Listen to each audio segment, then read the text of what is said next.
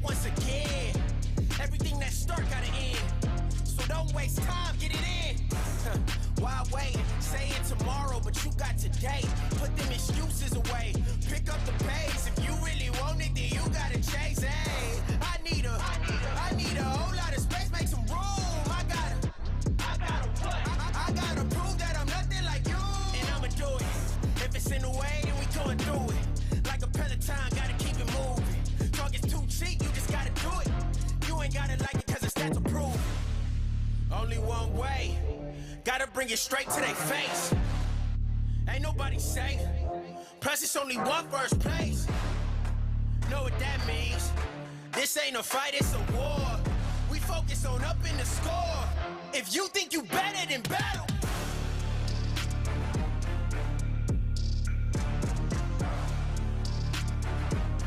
If you really with it, then battle. Just battle. If you think you better than battle.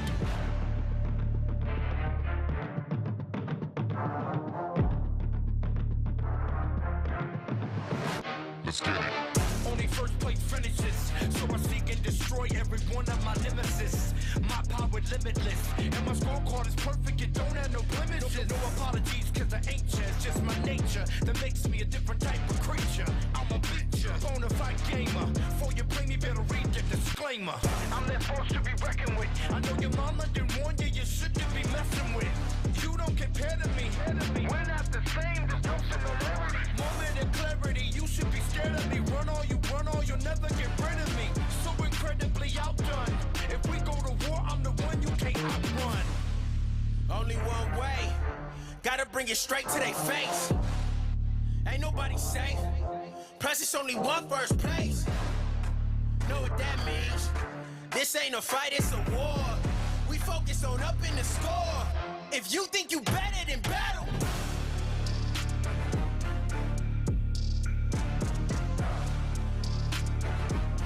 If you really with it, then battle. Just battle. If you think you better than battle.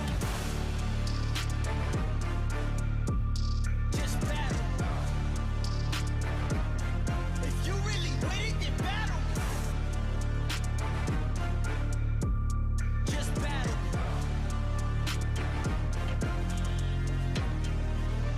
If you think you better than battle me.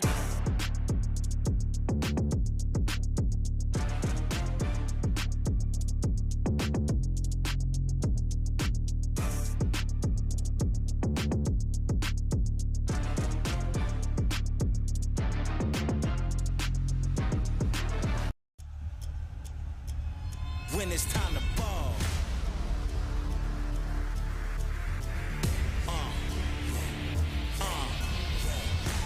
We back in the field. We ready, it's time. It's nothing but hustle inside of the huddle. You know that I grind. A dangerous smile, a weapon of choice when pushing the line. Go overtime and I won't break when it's crunch time. My end game is number one. Bet it all, give me my cash. Supreme game, can't stop it. Take off like a rocket. Break it back, don't bend mine. I'm the one now, you can't hide. Legendary like legacy. This is our moment, our time. This is our moment. This is our time. Time is now. It's time to rise. This is our moment. This is our time. The time is now. It's time to rise. Yeah. Coming for glory. We ready for war. The city's behind us. We giving you more. We ready whenever. The world is watching. The time is now. No other option. No other way. Play to win the way that we play. Destined for greatness, born to be great, ahead of the game. In front of the pack, leading the way, it's time to reign. The kingdom's here, this is our year. Been to the bottom, ain't nothing to fear, we running the game. Rushing the field for every yard, on every play. Nobody's safe, rise when we fall, but never stay down. The champs is here, doing it for the 10. This is our moment, this is our time. The time is now, it's time to rise. This is our moment, this is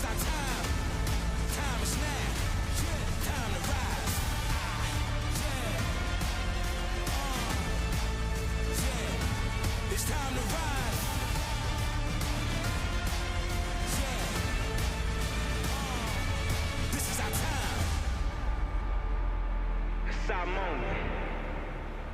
It's our time. Feet in the dirt. Nose to the ground. Like the crack of dawn. You can't stop the shine. Moment after moment. Day after day. It's our time.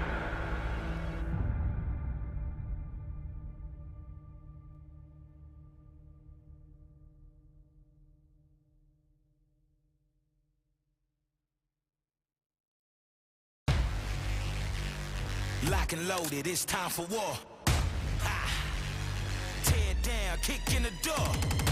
Yeah, I want it all, give me some more.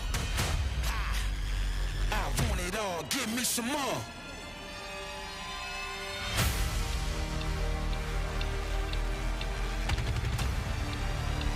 I want it all, give me some more. Yeah, kill 'em all, it's time for war.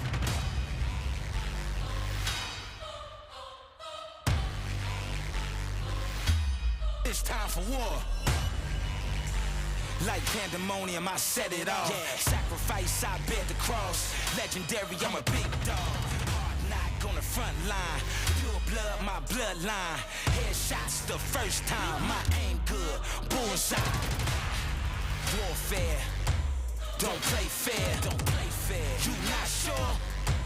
Don't go there. I'm right here. Yeah. No fear. I'm ready to go at top speed. No brick wall can block me. No army can stop me. Yeah. I want it all and I can't lose. I came far and I won't stop. This my time. I pay dues. Yeah. It's wartime and I won't retreat. I want it all. Give me some more. I kill them all. Won't taste defeat. Nah. Now bow down at the king's feet. It's time for war.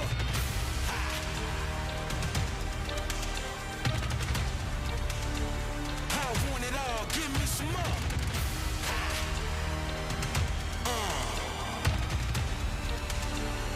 Kill 'em all, it's time for war.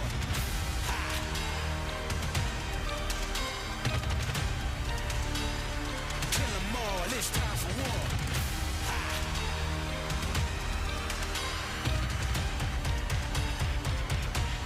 It's time for war.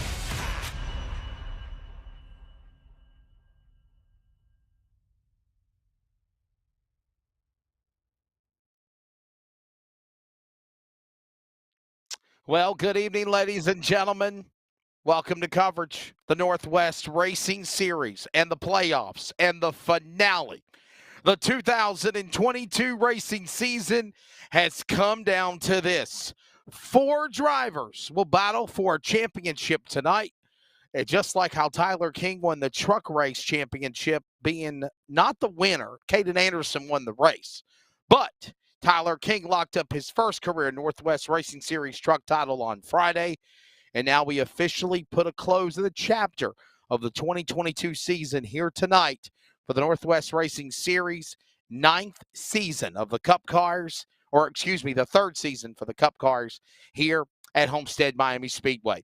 Lake Peterson, Cole Raz, Dan West Jr., and of course, Brian Barnes are the 4 drivers that we will all be keeping an eye on, as well as the rest, for the race tonight at Homestead.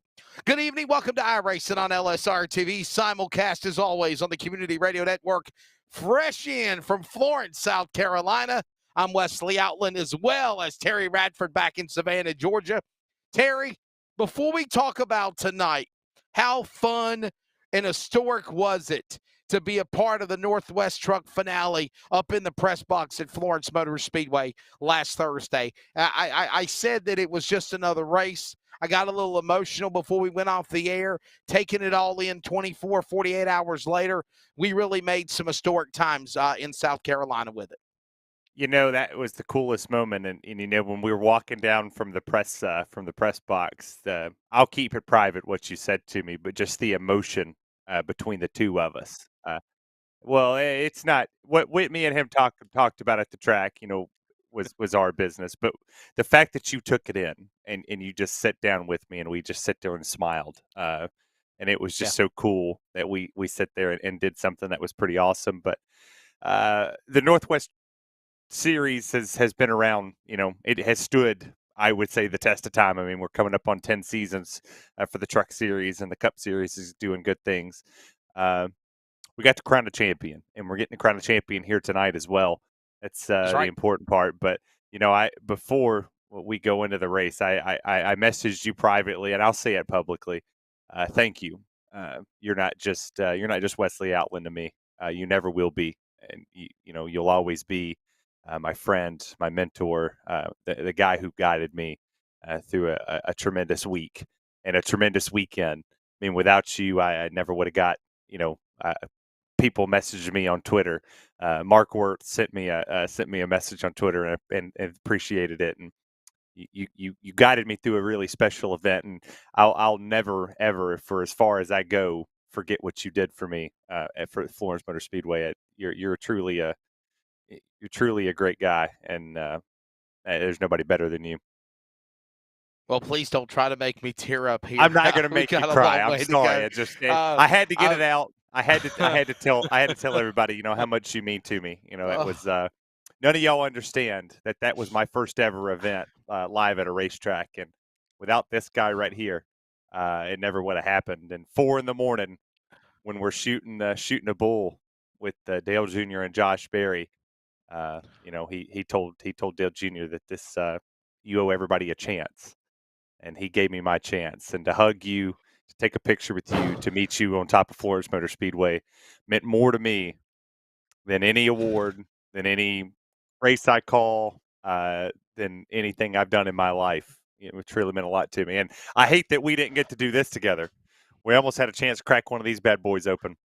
But this has Landon Huffman's signature on it, so I can't drink this one. And I knew I'd give you a break. You got me teared up. All right, you got me broken. I love you, man. Okay, you broke me. I love you. I love you. I love you too. I love you too, Terry. And Charles Wooten as well. He done a phenomenal job throughout the week. I wish we could have done. I wish we could have done finish line a lot more, but we had a lot of work to do. But it's championship night, and it will be an emotional night as well because of all the things that we did coming off of Florence. But also, this is the final race of the year. Besides some special events on iRacing on LSRTV and the Community Radio Network, and you won't see us until February or March, whenever we open the chapter and the lid lifter of the next season. So we got to get to work. Charles Wooten's ready. Terry's ready. I'm ready. We've got a championship on the line. We've got 4 drivers that are going to battle it out for 250 miles, 167 laps around Homestead Miami Speedway, just like we saw for the trucks on Thursday. By the way, thank you also, to Mark Turner joining us from ARCA NASCAR. That was awesome. That was really fun. That was awesome. Jason Rockefeller. Yeah, I mean, it was really a fun, special time. But the Cup cars, they are ready. And we've got so many storylines that we could come off of this. But obviously, Terry, we've got to keep an eye on those 4 drivers that are going to battle for the championship. But in addition to that, you've got a wealth of talent that have literally grown and have showed their strengths over the last years to possibly pull off a win, as right now, unofficially, Cole Raz is your fast qualifier. Well, and I kind of want to throw comparisons to what we saw in the Truck Series race, right? Caden Anderson goes off and wins it. Our championship driver didn't win it. He finished there and didn't have to punch the ticket. I'm not 100% sure that we see the winner of the championship win the race here tonight. Cole Raz and Lake Peterson are actually tied right now at the top of the board. So, they ran identical lap times. I think those two are going to be, obviously hard to beat, but you still got Dan West Jr. right there. Dan West Jr. is only a 10th behind him. It's all going to come down to long run. Who has been the long run king so far this year? Lake Peterson. Who's been the short run king this year? Lake Peterson. Who's been the king of the Northwest Cup Series? Oh, yeah, it's Lake Peterson. Peterson. Yes. I think if you're looking at a championship favorite, you look no further than the 9 machine. I mean, his stats are phenomenal. Which one of us up here is betting against him? Because I'm not betting against him. Wesley, what about you? Oh, I really think that Dan West Jr. might have a legitimate shot to win. And I'll tell you somebody else that might be he does hungry as too. well, and that's Brian Barnes. Brian Yeah, Barnes coming off of a win that's last true. week at Phoenix to put himself in the Yeah. championship four. He led for majority of the season in the top of the points championship run. So Lake Peterson better pack a big lunch, even though he's second fastest qualifier right now. Dan West Jr. right behind him.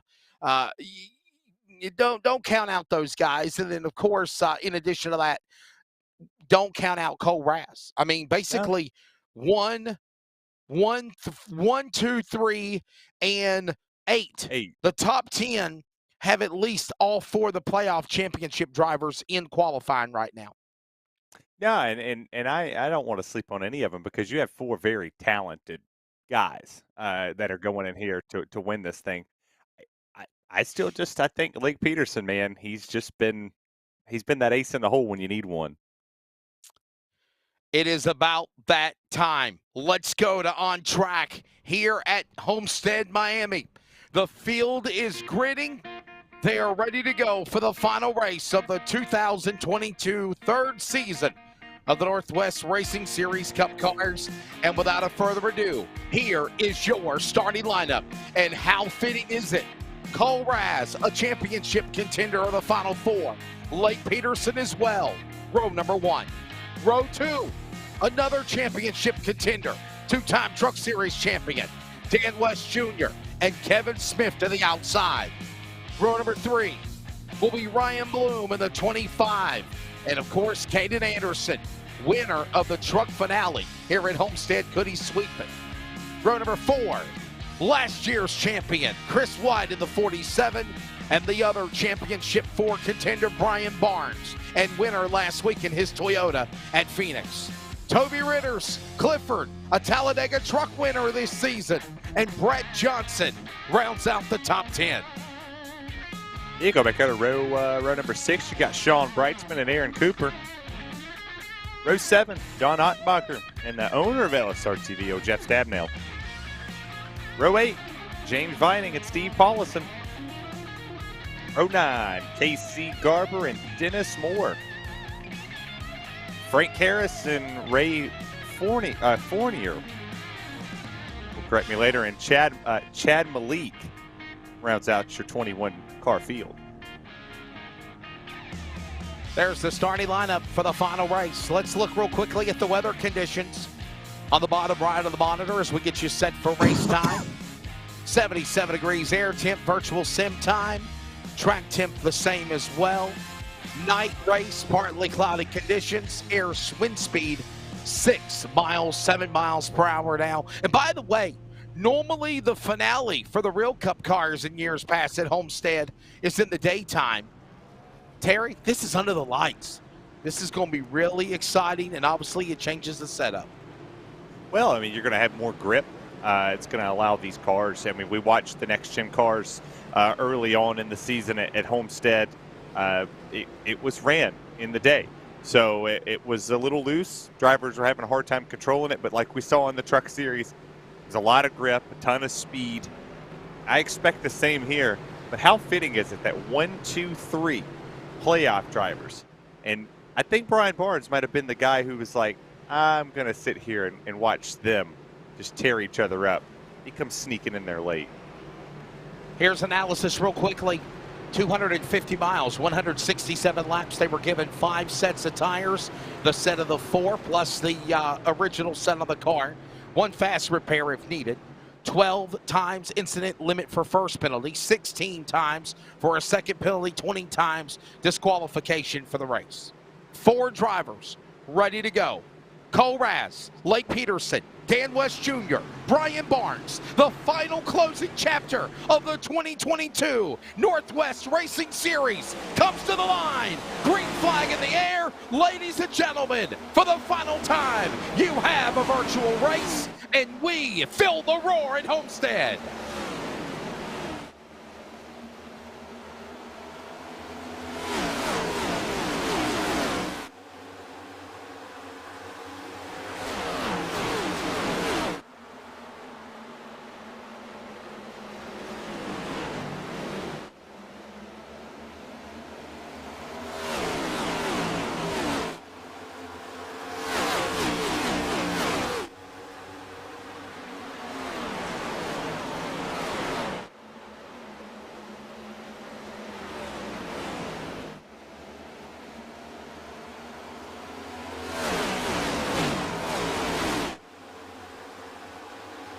And we got a car slam to the outside wall, but he is able to keep on going. Takes a lick and keeps on ticking as the field will cycle back around off of turn number 4. Precision banking here at Homestead. And a couple of laps into this race, Raz, West, Peterson, the top 3 for the championship also. They work into turn number 2, Terry. Yeah, Dan West Jr. got around Blake Peterson there on that opening lap. He got to the bottom, made it stick, and now he chases Cole Raz. As we sit, Cole Raz is the champion leader. And then it's West, Peterson, and then you go back to Barnes in 8th, who gained a position. So far, so good. Bottom lane has been dominant in the opening couple laps. Starting to see drivers migrate to that top side to lay some rubber down to potentially get that outside groove going later in this race.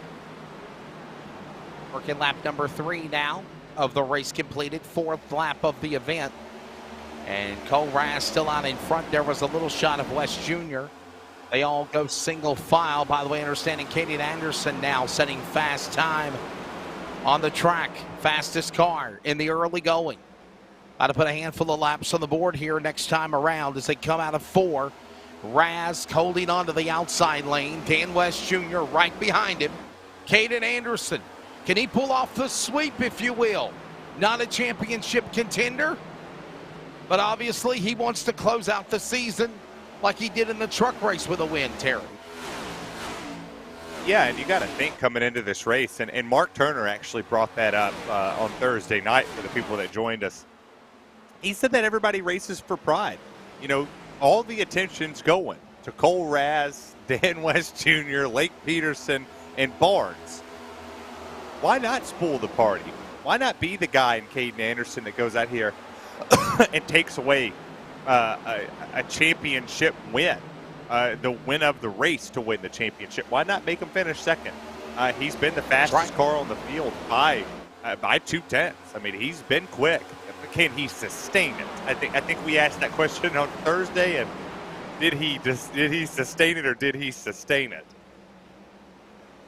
He definitely made a big mark, and he wants the lead from Super Friends.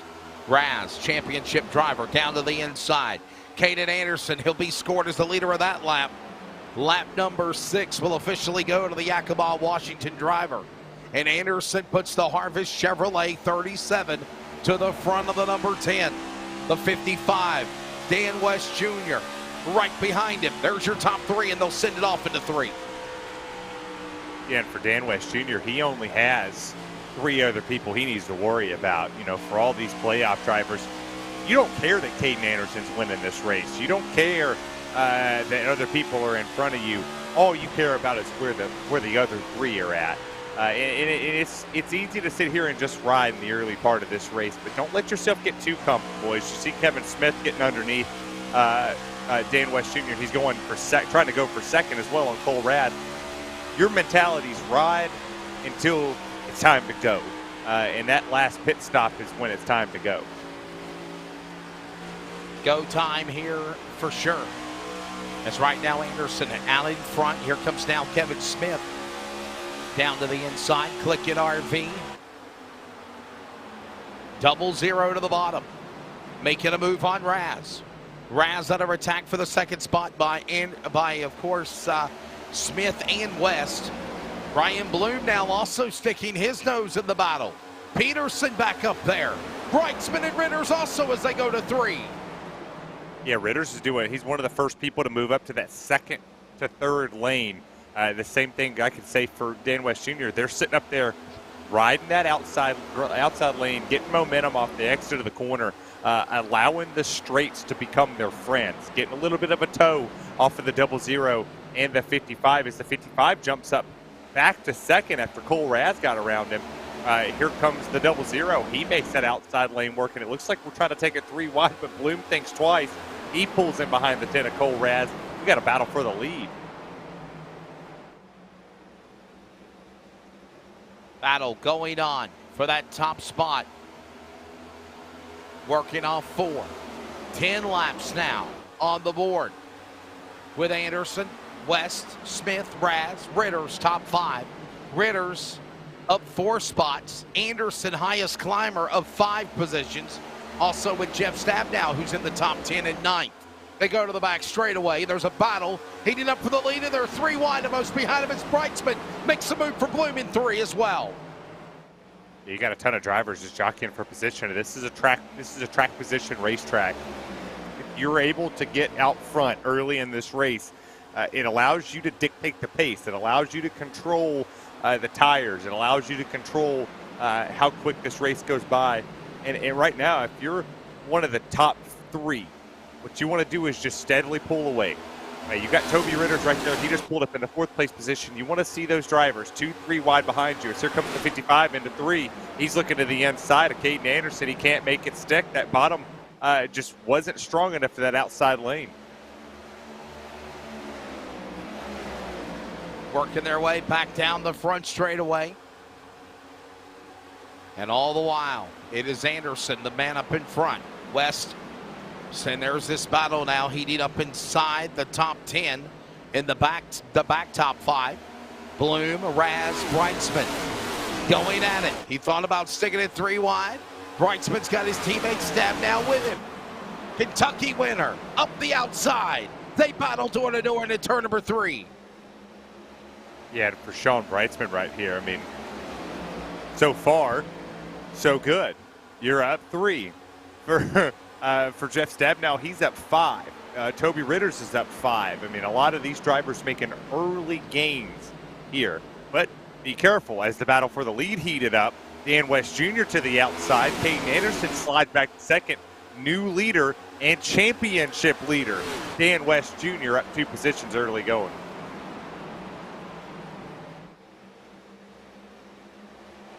All of this transpiring now as they work their way back to the line. Closing in on 15 laps. 20-plus drivers taking the green, 21 to be exact. And all the while, Dan West Jr., one of those championship 4 battlers. There goes the opportunity for Smith. Poked up on the outside, couldn't get there. And they'll send it to 3. But as I was mentioning, Dan West Jr., a 2-time Northwest Racing Series truck champion. He didn't make it to the Final 4 this year. Of course, congratulations to Tyler King, the champion, who's not present tonight, might I add. But he celebrates as the Truck Series champion. But Dan wants that cup title. And he's right now doing what he needs to do in the early laps to be up in front to claim it. Yeah, I mean, you have to establish some sort of dominance. And right now, if you look at your championship 4, first, and then you go all the way back to 5th, and then 7th, and then you go all the way down to 14th. So in the early stage of this race, you know, we'll look at this in phases. I know NASCAR runs stages. We'll look at this in stages here as well. Stage 1 will be the first pit stop around, you know, lap 60, lap 65-ish. Dan West Jr. is currently holding the pace. He's pulling away, holding serve. Him and Caden Anderson's holding about the same lap times. But go all the way back to Lake Peterson. He just got passed on the outside by Toby Ritters. He's down 3 spots from where he qualified. Cole Raz fall off early. And I don't know what happened to Brian Barnes, but he's almost in 15. And Brian Barnes falling back now, 14th actually on scoring. They hit the back stretch going to 3. Here comes Anderson. Back to the bottom. He wants to go to the lead again. And Caden Anderson trying to make the move on Dan West Jr. Put the 37 officially back to the lead at the stripe. And he will take the lead on lap number 18 of 167. 250 miles. The final race of the season, one of the longest races of the year as well.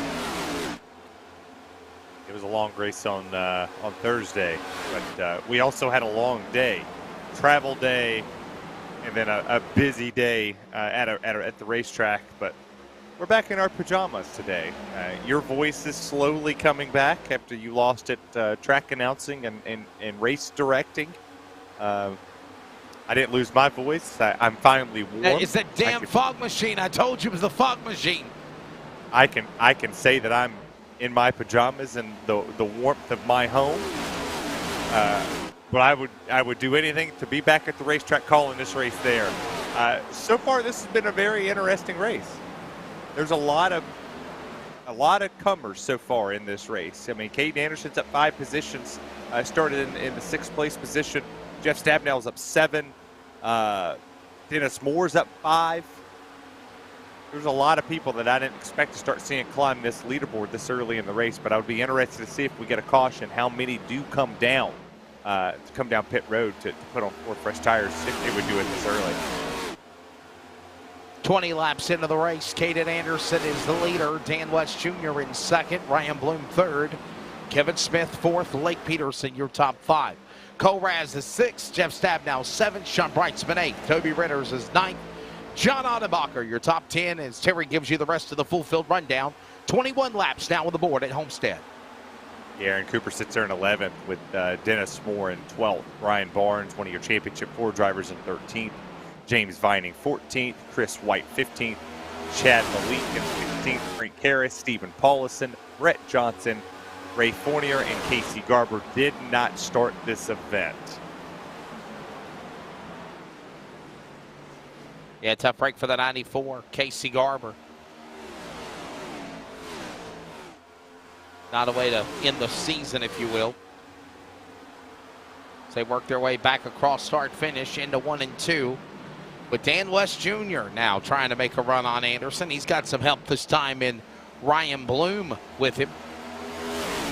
Ryan Bloom had a shot to lock up the Northwest Racing Series truck title. Come up a spot short after a mistake made on pit road. By the way, Terry, we never really hinted on that tonight so far. No mistakes. You cannot make mistakes, especially if you're one of the final 4. Well, I mean, you think about 3 of the 4 final 4 drivers were involved in an incident on Thursday, right? In the first 30 laps of the race, we saw 2 championship 4 drivers either smack the wall or be a caution. They made their mistake early, like very early. So did the champion. The champion ended up making the mistake, I believe, at the midway point of the race. And that's right, yep. They recovered. But Bloom made his mistake with like 20 to go. And you can't make a mistake that late in the going and overcome it. Because, I mean, you have no time to overcome it.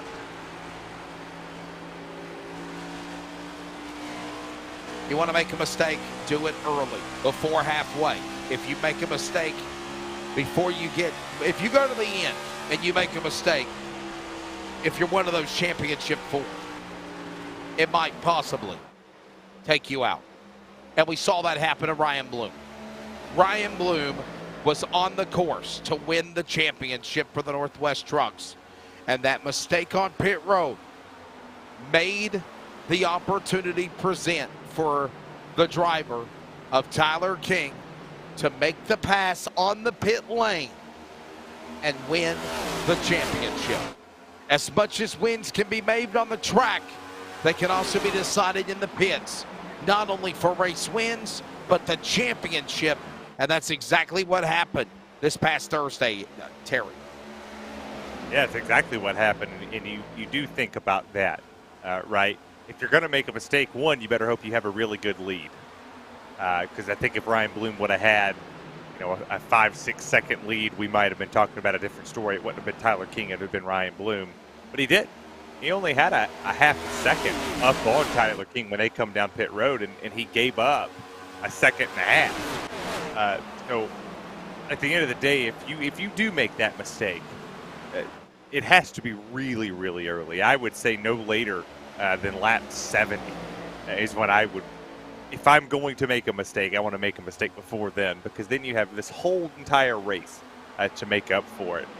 But I would hope that our championship board does not make a mistake, because right now, I mean, here comes Lake Peterson back through the field. You know, he fell off quite a bit, and now him and Cole Rats are starting to work up. Oh, as that car gets loose in the back there.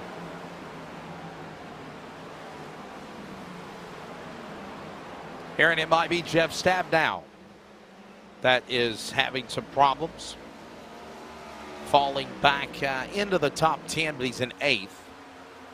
Ritter's behind him, so is Barnes. There's your top 10. All the while this race continues on. Caden Anderson trying to sweep the event, if you will.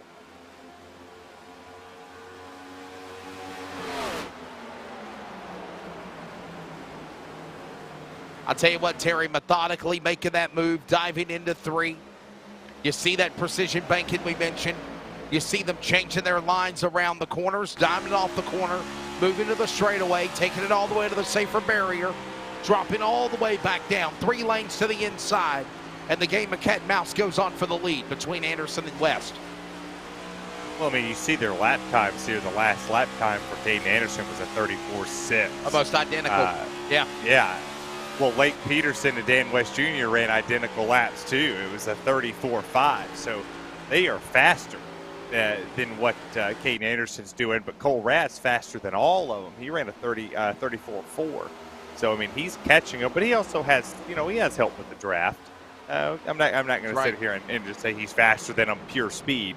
He's got some help when it comes to the tow around this racetrack. But it's not a matter of just getting around somebody. You want to have enough speed to pull away from them. You want more tire than them. So if you're Dan West Jr., yeah, you're sitting in dirty air. Your car's getting a little tighter than what you think it should be.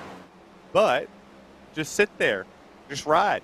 You keep him within 3/10, 4/10 of a second. Don't let him pull away. Don't let him gap you. But just sit there and just relax. Anderson again out in front. Look at this now going on for 3rd and 4th. Couple of other championship 4 contenders.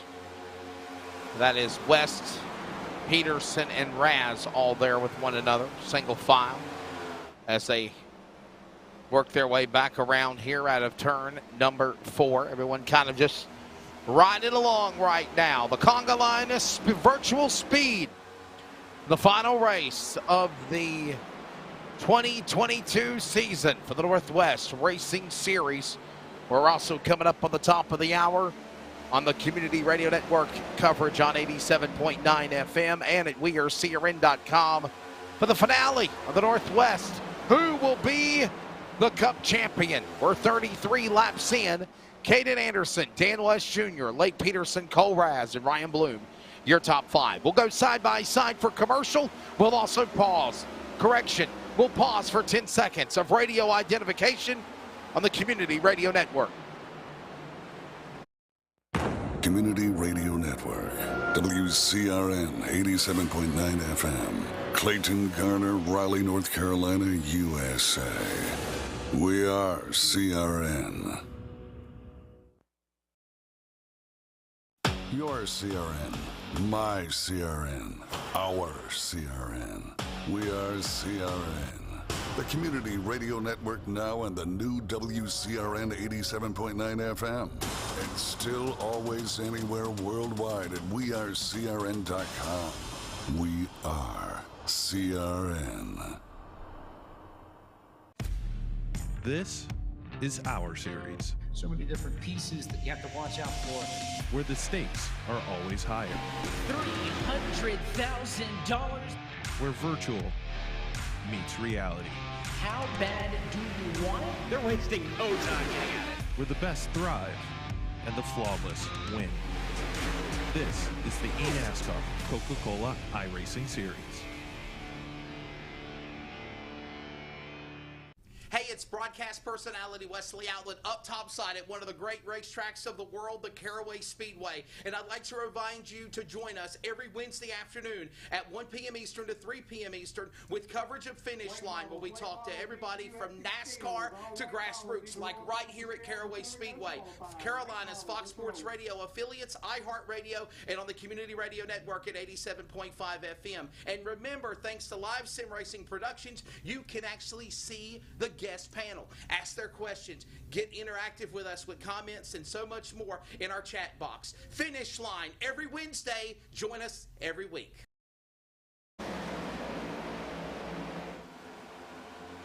"36 of 167 laps completed." Welcome back to coverage of the Northwest Racing Series Championship finale tonight at Homestead Miami Speedway. Wesley Outland, Terry Radford, Charles Wooten, and Peterson getting loosey-goosey on Dan West Jr. for second, Terry, as they'll sell it off into one. Yeah, we're finally starting to see a championship battle occur here. I mean, three drivers right here in the fight for it. Barnes is actually working his way into this fight as well. He's back in the 8th place position, so we're starting to see the championship four rise to the top. Caden Anderson's doing his thing up there. He got the lead. He's doing what he has to do, but 2nd, 3rd, 4th, 8th, championship four at this time. And remember that, crowd, because it's all going to change by lap 167. Certainly have to keep an eye on that for sure, as again, these drivers battle it out in what will be the finale here tonight.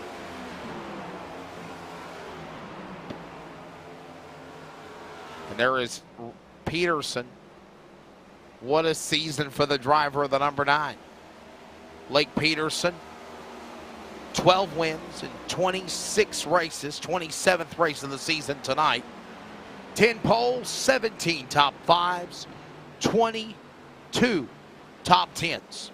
He also has led 2,619 laps this year. Impressive. It's a lot of stats. Chris White, last year's champion on pit road.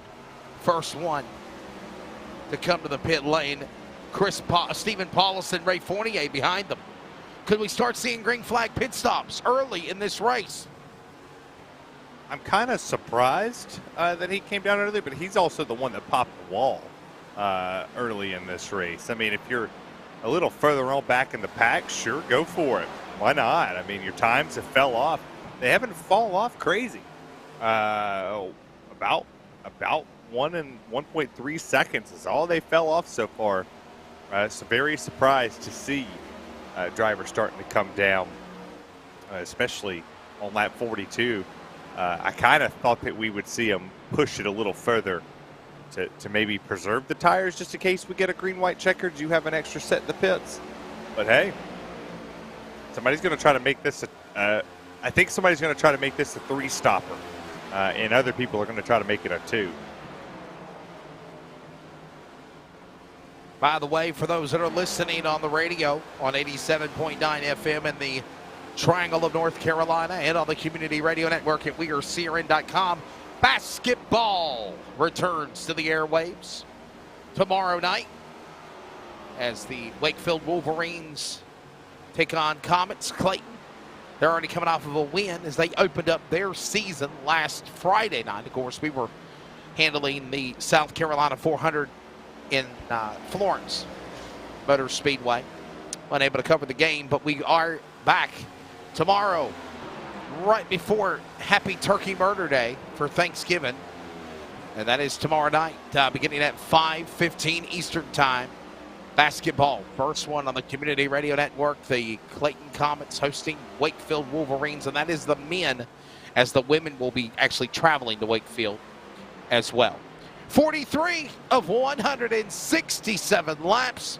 By the way, our week of Thanksgiving on LSRTV, not done just yet for iRacing, as Jason Rockefeller and myself will be joining you for the next round of the main sim racing series right before Thanksgiving.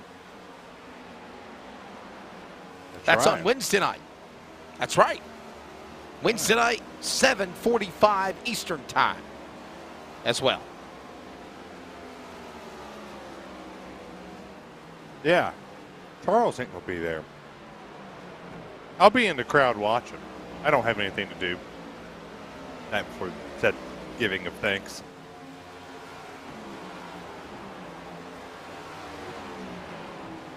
What are you doing for There's Thanksgiving, Toby Wesley? Ritters. Probably going to have dinner with family and friends. I've got some family actually from Savannah, Georgia that are coming up. And Think I hitch a ride with them? be my guest, and hopefully I'll find some more details about the Thanksgiving Classic at Southern National. But I will say this, man, it looks like old man weather is going to rain on the parade, literally, for the upcoming weekend ahead. Doesn't look good. 2 weeks It ago, does not look good. sunny, 80 degrees. Last weekend, sunny, cold as a well digger's ass. This weekend, rainy. Warm, but rainy. Cold Well, here. Yeah. Have you ever, for the people that are watching, if you didn't watch the finish line coverage from Thursday night, the late night show, I was cold. I looked cold. Like, I had people messaging me going, "You look cold," and I'm like, Well, I mean, Have you for the ever life sit of me, in I a couldn't field? figure out why you didn't wear a long sleeve shirt or a jacket, you know.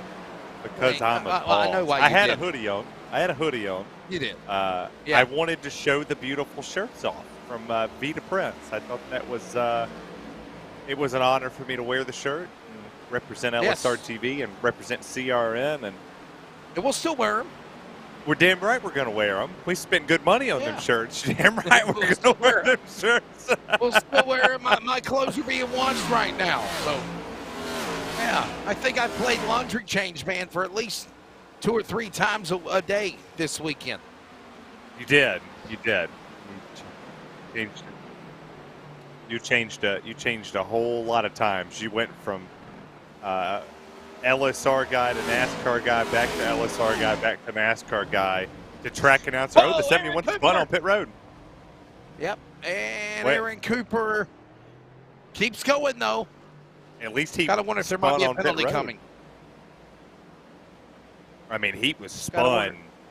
He was Yeah. spun, Wesley. I mean, clear before that line.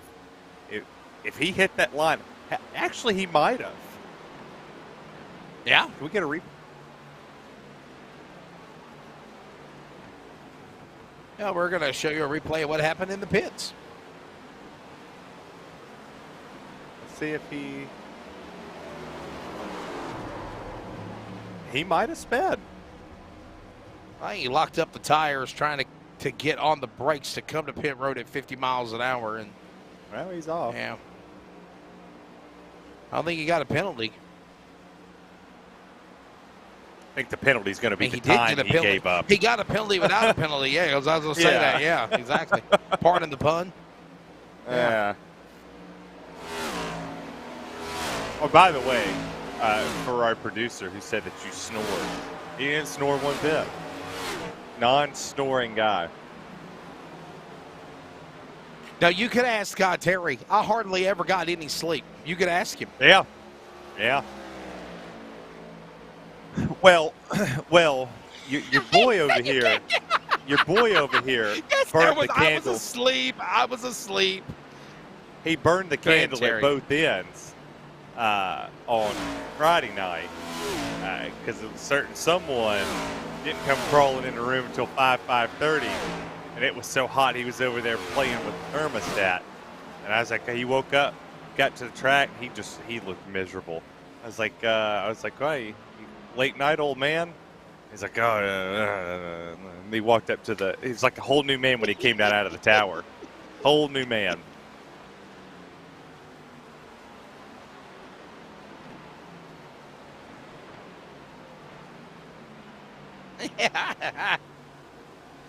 Well, I will tell you this much. I might be a zombie, but when it's time to go to work and I hear the rumble of those cars, it's go time. But Hell, it's yes, kind of hard I not did. to wake up.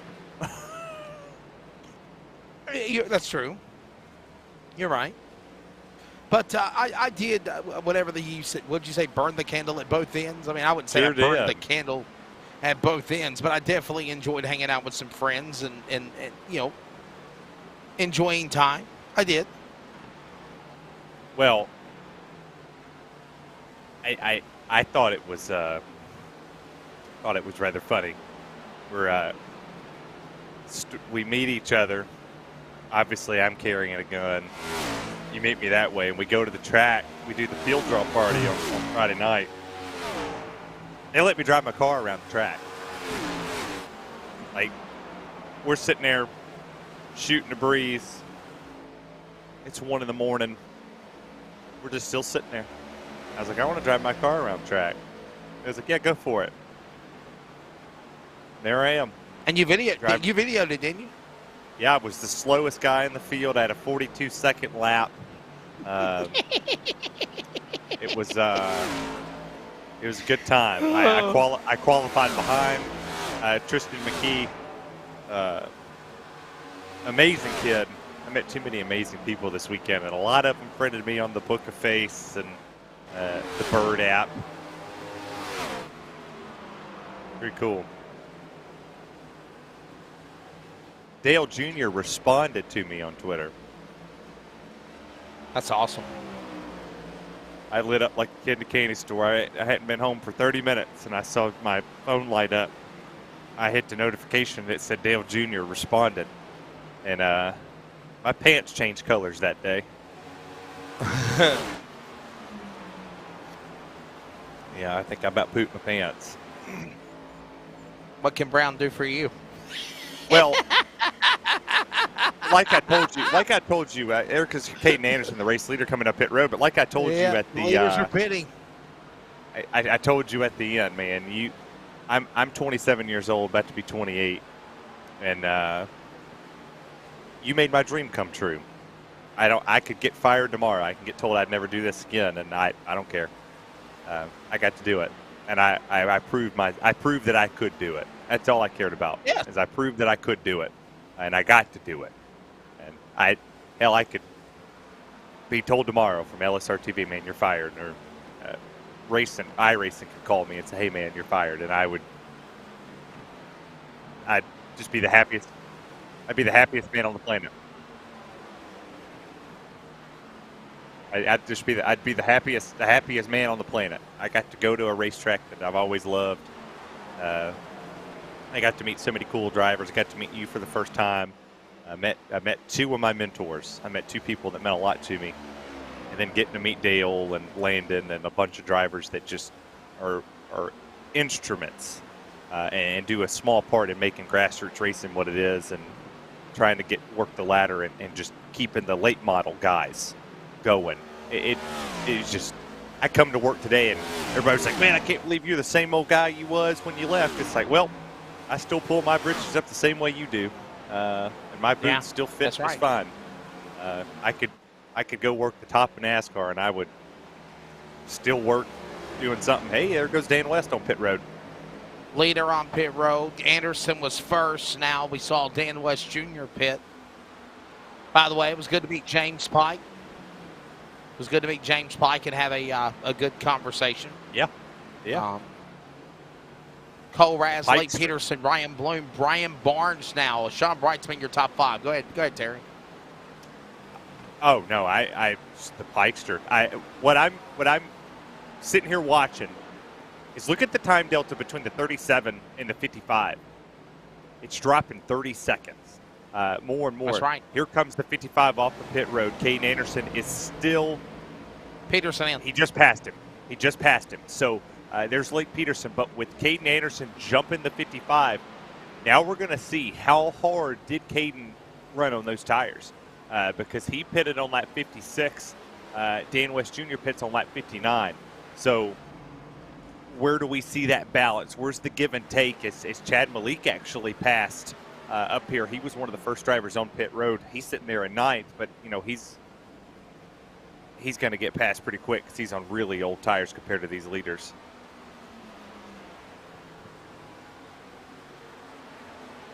Brian Barnes, the Popsicle Toyota on pit road, winner last week at Phoenix, to put himself in the Final Four tonight. There's his Toyota Camry, solid pit stop. 24 races this year, counting tonight for Brian Barnes. 26 of total. 1 win, 1 pole, 16 top 5s, 21 top 10s. Consistency is the name of the game of why he is fighting for a championship, Terry. Yeah, but unfortunately, consistency doesn't win you a championship. As much as I love a consistent driver, I'll look at it in the grand scheme of things as Toby Ritters comes down pit road. You have to win at this stage.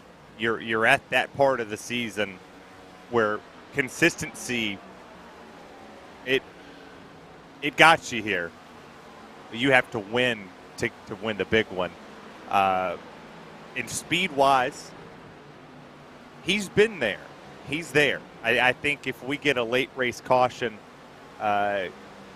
he's in the mix. He's in the conversation. We're talking about him potentially shooting it out to the outside and trying to make the pass work. But right at the moment, you're sitting here and you're looking at Raz hadn't pitted yet, Bloom hadn't pitted yet, Brightsman hadn't pitted yet, but you look right here, Dan West Jr., Caden Anderson. Right now, the 55 has separated himself from the other championship 4 drivers. If this thing stays green, if it stays green, they are going to pay, and they're going to pay a hefty price for staying out on these old tires. They're praying for a caution. Your Cole Raz, you want a caution the moment you hit pit road. That's what you want. The moment he hits pit road, before Steven Paulison or Peterson or any of these other drivers out unlapped and stuff, you want a caution. But if you're the 55, you want this sucker to stay green as Cole Raz comes down pit road. Cole Raz now giving up the lead. Ryan Bloom behind him as well, coming down onto the pit lane. And this one now brings Sean Brightsman behind as well to the pits. Top 3 cars on track. And as you watch all this transpire, it will now cycle back around to Caden Anderson, who was the first car to pit, before, obviously also Aaron Cooper. But Aaron Cooper is a couple of laps down, or at least a lap down. It cycles back to Caden Anderson back to the lead. And we are coming up on 100 laps to go here in a couple of laps also, Terry. Yeah, I mean, we're coming to 100 to go, and we've yet to see a yellow flag come out. And that speaks volumes from this series. You look here at you look at Brian Barnes, who's sitting back here a little further on back, and yeah, I mean, we got 19 cars out here currently running, and they're running side by side, 2 wide, 3 wide. I mean, we've seen some battles happen back here. But if you're the 4, I'll put myself in his shoes for a second. You're the last car in the Final 4.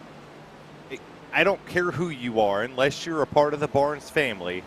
Looking at the start of the season, from last season, if you watched any of the races, would anybody up here, producer in my ear or Wesley, would you have thought that the 4 was in the Final 4 this year?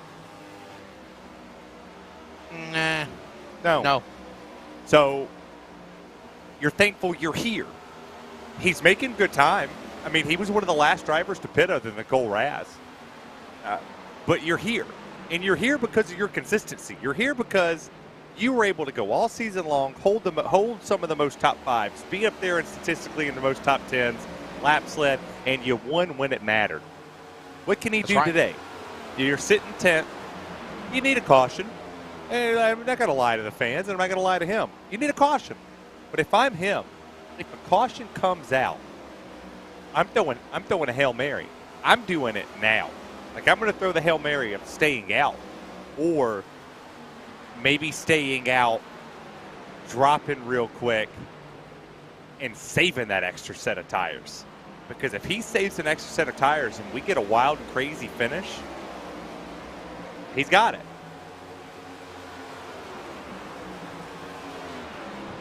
Let's check in on the director, producer side of things. It's time for PC, producer chat. Charles, what do you think of the final race of the season, buddy? What's going on, brother? Well, I just want to comment about the whole Brian Barnes thing. We know he obviously won last week, and what a lot of people don't know, and it was kind of a glitch. We don't know what happened really, but he had an extra set of tire in the pits too to get in there. So yeah, I'm sure he's stoked to be in there, but if he hadn't had that extra set of tires that other drivers didn't have, would he have won that race, and would he be racing for the Final Four? That's true. Be rather interesting. But doesn't matter how it happened. It happened, right, Terry? And that's why he's in the game.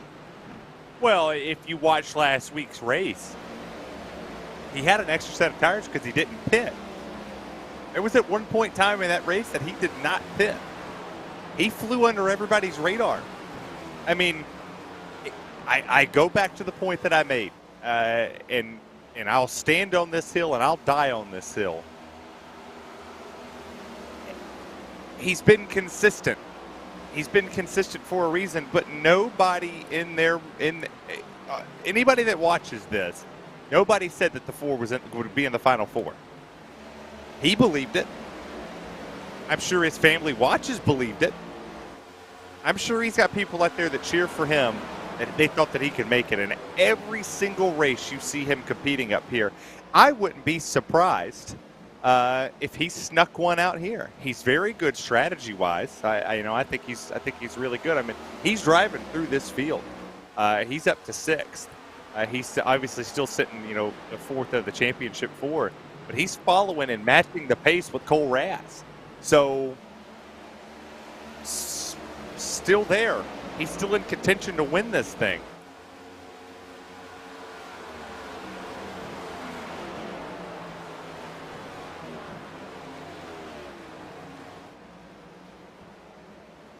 Paulison, there you see his car. Sitting in a solid top 10 run right now. Still no yellow. Had almost a shot of a caution on the start. But they quickly, after sparking the safer barrier on the back straightaway, got back in forward momentum. Stephen Paulison up 7 spots now. The number 9 position, sector 5 entry. And we'll give a little love to Stephen Paulison for his year in review, if you will. Stephen Paulison 15th in the points of the season with 2 top 5s and 6 top 10s. Want to improve for next year there, Terry? Yeah, I mean, for all of these drivers, and I go back to what Mark Turner said on Thursday, is you're right here racing for pride. He's sitting in the 9th place position right now.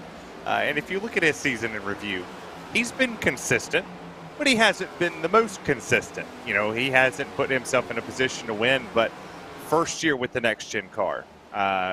First year to just go out here and do what you had to do. But next year, I believe we'll see some changes in what they do. I mean, I look at a guy like John Ottenbacher putting himself in position here, or maybe even a Dennis Moore. All of these drivers have something to race for. We're focused on the championship 4. We want to see the championship 4 succeed. But we're going to come into next season, Wesley, and I'm pretty sure me and you are going to do the entire season. We're going to see these drivers evolve into, much bigger names for themselves. And I would not be surprised if we see a couple first-time winners next season. Yeah, it is amazing how fast the season has flew by as we're down to the final chapters, if you will, of the book to come to a close. That is the 2022 Northwest Racing Series season. Hearing rumors there might be a winter heat series, possibly. not anything finalized yet, but I do know normally they try to do like maybe a 10 week winter race series to try to keep everybody in tune, stay in contact, communicate with one another. Normally they do something with pro late models or super late models. For all the while, Caden Anderson picking them up and putting them down. And can I say sweep? He's trying to sweep the season finale at Homestead.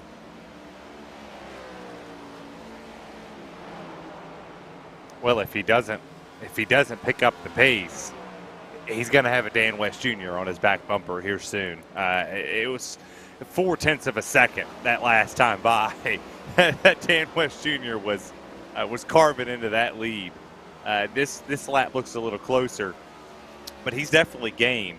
It was a 34-2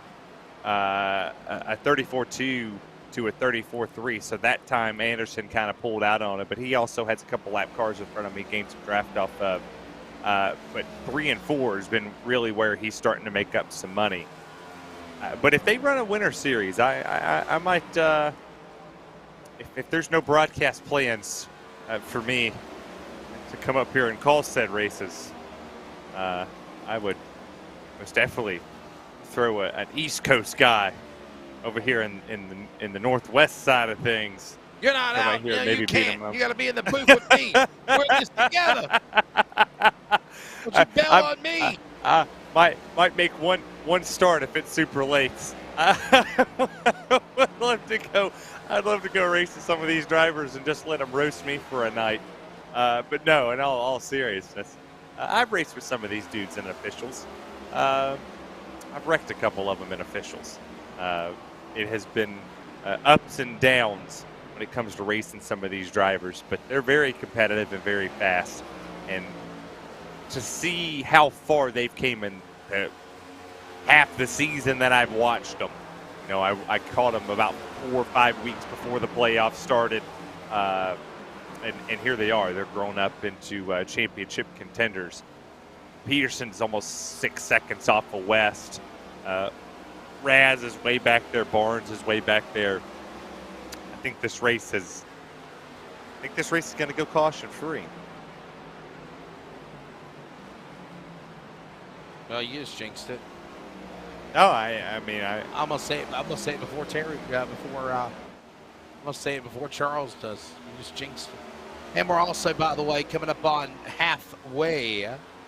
So that will give us a chance to bring you back inside the broadcast booth, because there ain't nothing much going on the racetrack for the final time of the 2022 racing season. We welcome you to the LSRTV mid-race report update. I am, of course, Wesley Outland up top side. Terry Radford is down below. We are tired. Not going to lie to you. Laziness at its finest for Wesley Outland today. I didn't start to look nice, do my hair, or, try to look decent until it was time to go on the air. And yes, we are rocking our, what did you call them? Our pants. I saw your Britches. little flannel pants you got on there. Britches. Yeah, your britches. But I went to with work that this being morning. said, you what? I went to work this morning. Yeah, I didn't work. I was at work at 10 a.m. ready to go. I work the rest of the week except for Thanksgiving. I don't take another day off. Well, we certainly do hope that we do certainly hope that you and yours do have a good Thanksgiving with your friends, family, loved ones, whatever you do. As oh man, I can't believe this. I'm a Grinch, but the holiday seasons are upon us again. So yes, holiday seasons are upon us again. But Bah humbug. I will say I am a bah humbug. I will say this though, hands down, Terry, Caden Anderson walking the dog on this race, shades of what he did in the truck race, the final probably 100 miles to win the race on Thursday. And right now, unofficially, Dan West Jr. is beating Lake Peterson, Cole Raz, 2, 3, and 4. They're the top 3 for the championship. Oh, And Brian Barnes, only 2 spots back in 6th. The top 4 for the title are right now in the top 6 on the racetrack. He's definitely surprising me, and we're almost falling into pit stops again. We're coming into that range where we'll see him come down. This has just been. It hasn't been as boring as Dover, because Dover was No. just a different animal. But this is racing. This is what racing's about. We're not looking to see wrecks all the time or anything. This is good strategic racing. Dover was just boring. I can't sell that a different way. But this is good racing. This is what you tune in for. I'm very surprised. I'm very, very surprised to see Dan West Jr. have a 4-second lead on Lake Peterson in the championship 4.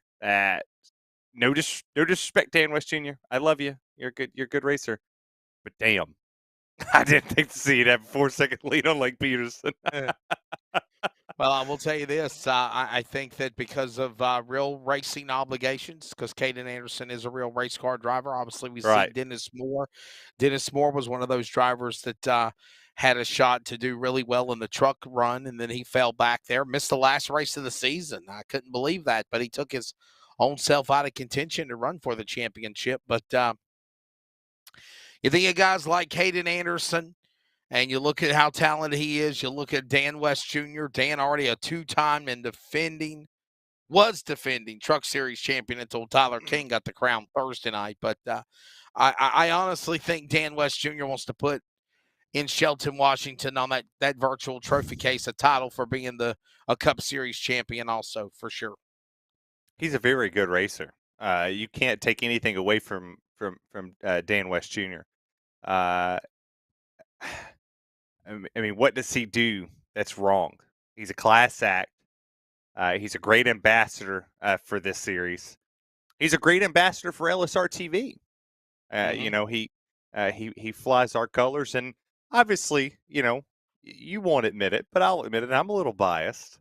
I'm easily swayed. I got a shirt that says LSRTV on, and I'm easily. John Ottenbacher. Whoa! There's our Ottenbacher no just turned into the wall. No caution. And Dan West Jr. missed him. Yeah, Dan West Jr. missed him. I'm biased. I want to see an LSRTV guy win it.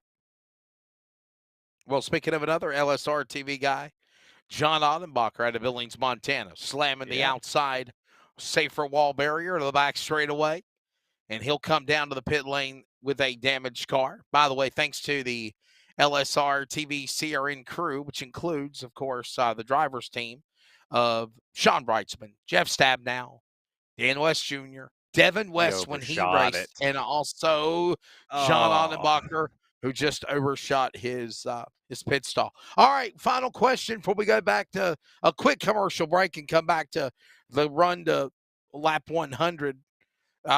Terry, do you think we're going to see anything change in this race, or does it look like it is Caden Anderson's race to lose here right now, I'd have to say? I'm going to take the words from your son. Caden Anderson's my guy. So I'm Caden Anderson's my guy. Caden Anderson's my guy, Daddy. I'm gonna quote your son. Caden Anderson wins this race, and we're gonna crown Dan West Jr. As the 2022 Northwest Cup Series champion. And by the way, that was my pick. You heard me say it. My pick. Yep, you watch your mouth. Our producer, he doesn't count. And you see how less annoying he's been in our ear today? I think we finally got him. But I jinxed that because now he's going to get worse. Yeah, now he's going to get worse. I think you just pissed him off. We're going to go to a quick break. When we come back, we roll to lap 100. iRacing LSRTV, the Community Radio Network. And that has been your LSRTV mid-race report. We're back at Homestead in a moment for the championship. Your CRN, my CRN, our CRN. We are CRN. The Community Radio Network now and the new WCRN 87.9 FM. And still always anywhere worldwide at wearecrn.com. We are CRN. This is our series, So many different pieces that you have to watch out for. where the stakes are always higher, $300,000. where virtual meets reality, How bad do you want it? They're wasting no time getting at it. where the best thrive and the flawless win. This is the eNASCAR Coca-Cola iRacing Series. Hey, it's broadcast personality Wesley Outlet up topside at one of the great racetracks of the world, the Caraway Speedway. And I'd like to remind you to join us every Wednesday afternoon at 1 p.m. Eastern to 3 p.m. Eastern with coverage of Finish Line, where we talk to everybody from NASCAR to grassroots, like right here at Caraway Speedway. Carolina's Fox Sports Radio affiliates, iHeartRadio, and on the Community Radio Network at 87.5 FM. And remember, thanks to Live Sim Racing Productions, you can actually see the guest panel, ask their questions, get interactive with us with comments and so much more in our chat box. Finish Line every Wednesday. Join us every week.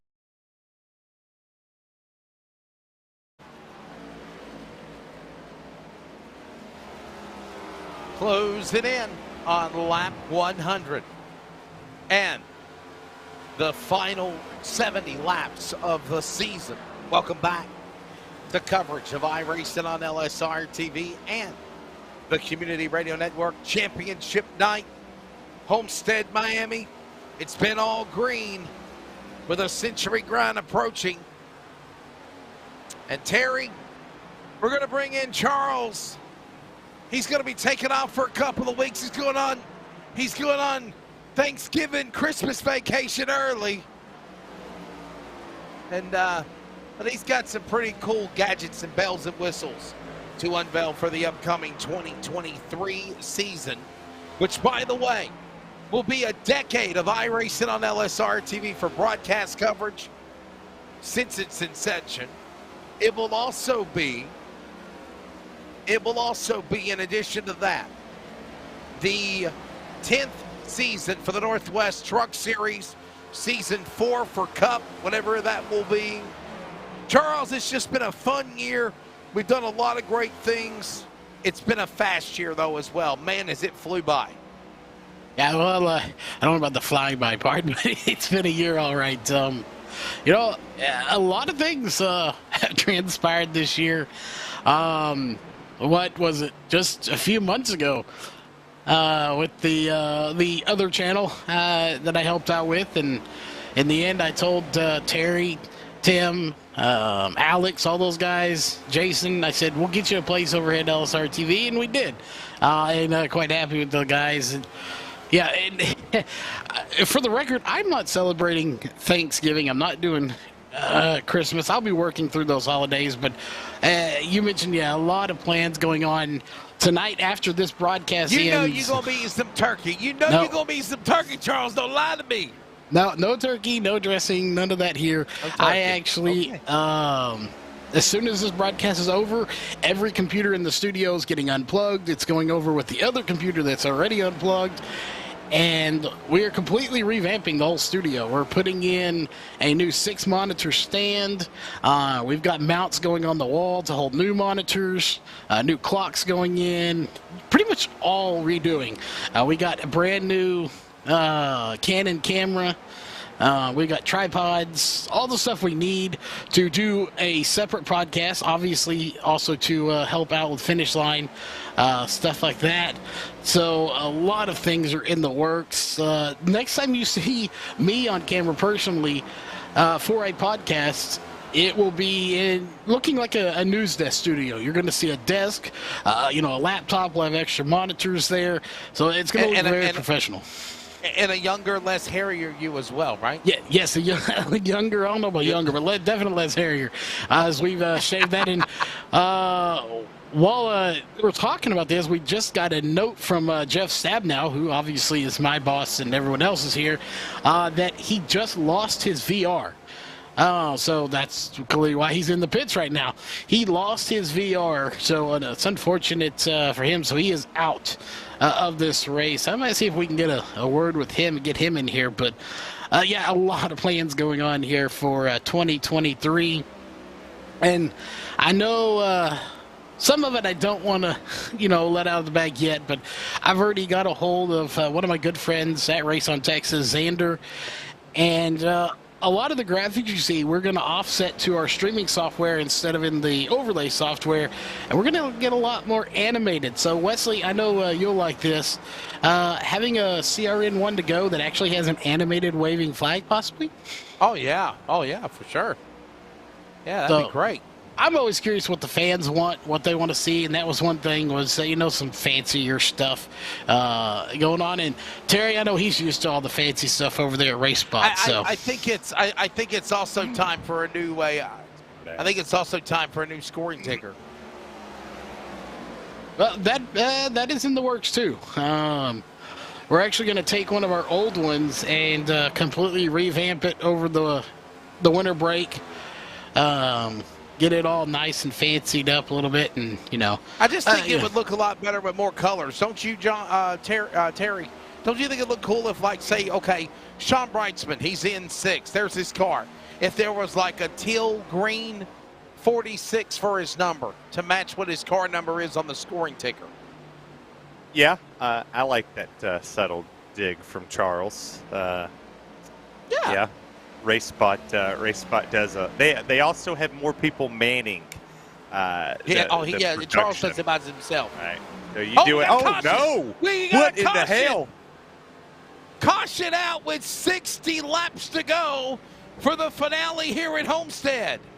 Oh, that just. I believe it's Frank Harris. No, correct. I think it's John. Who is it? Oh no! Maybe Barney fell off the flag stand.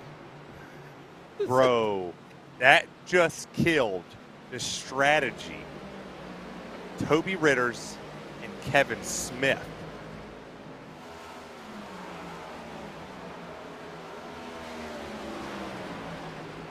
Did they just go back to green?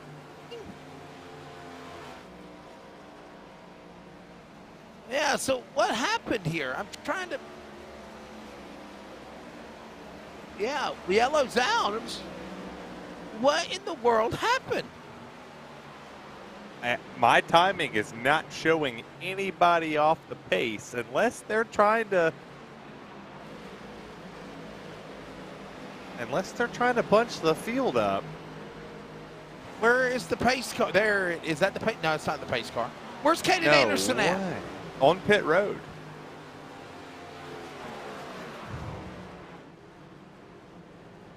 What Sean Brightsman's driving like a bat out of hell. Okay, here they come. They're coming onto the pit lane now. What in the world? I'm trying to figure out what just happened here. Our producer, Charles, trying to find it. Everybody in the top 8 coming onto the pit lane, though, Terry. Yep. Well, here we go. Here's a replay. Potentially. Oh, wow. One of the championship 4. Cole Raz. I'm understanding Terry. And there he goes. Going around. Keeping it off the wall. Yes, he does. Can we get an onboard? Let's go on board. It's only caution of the race so far. Extended replay. And with under 60 laps to go.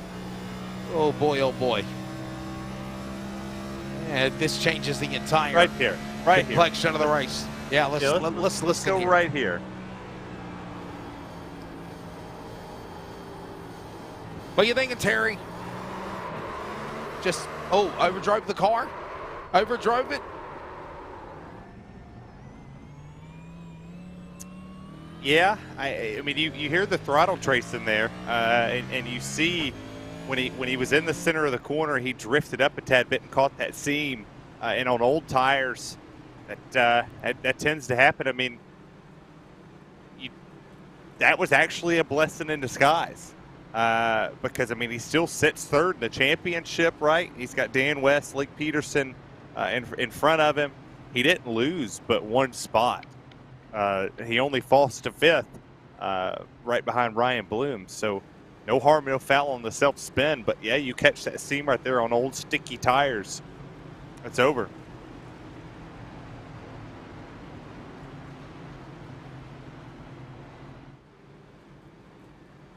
Caden Anderson. Still the man out in front, Dan West Jr. Trying to win the championship. He sits in second. Lake Peterson, regular season champion.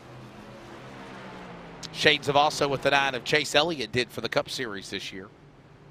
And just a dominator this year for Lake Peterson. For Dan West Jr., out of 23 starts, including tonight, 3 wins, 2 poles, 13 top 5s, and 19 top 10s. And as I mentioned for Lake Peterson, in his 24th start counting tonight, 12 wins, 10 poles, 17 top 5s, 22 top 10s. This man has dominated, if you will, Terry, the Northwest Cup. And now on the biggest stage of the pinnacle, if you will, the Rubicon, which means the end of all things, he can't get it done. Still got time, but right now, he just has not been able to show the strengths of Dan West Jr. and, of course, Caden Anderson, the leader. I mean, you heard what they talked about last week, that they were going to put a ton of practice in for the 55 machine. But now you reset. That was the money stop. You're good on fuel to the end. You're good on tires. Unless another caution comes out with about 20 to go or 10 to go, you're not coming back down pit road. Now it's put up or shut up time. All you are right here in the top 7. You got to go make something happen now. Ready to come back to the Geico restart zone. Lap 111 as the field comes to the line. Green flag back in the air. And on the restart through the virtual gearboxes, Anderson gone from the outside lane to the inside lane. Throws the cut on Peterson.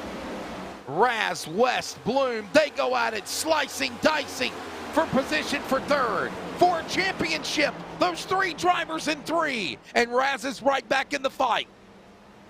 Yeah, and for Lake Peterson, he got a really good restart right there behind the leader of Caden Anderson. Allowed him to get to the inside of the 55, and he cleared him, and it also allowed Cole Raz to get up there. But the 55's not rolling over. He jumps back to the inside. He got sideways in 3 and 4, was still able to complete the pass. He moves back up to third. Now he gets a really good run through 1 and 2, and 3 wide for second. Oh, Raz almost went to he almost ate the inside wall.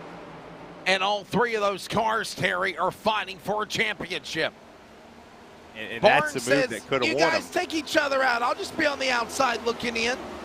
Excuse me, coming through. Peterson actually caught the wall right there, coming onto the front stretch. I don't know what he was doing, but we saw drivers catching the wall in the truck race, and they caught it very early, but didn't lose any speed. He's still very fast, but look at that. Caden Anderson, Dan West Jr. goes a 33.1, fastest lap of their race, and they tied for the fastest lap. That'll come down to the hundredths. And just kidding. Dan West Jr. said, I'll hold that title. 33.16. He ties with Lake Peterson. So those 2 tie for the fastest lap of the race. Back straight away. And they go again off to the corner. Into 3.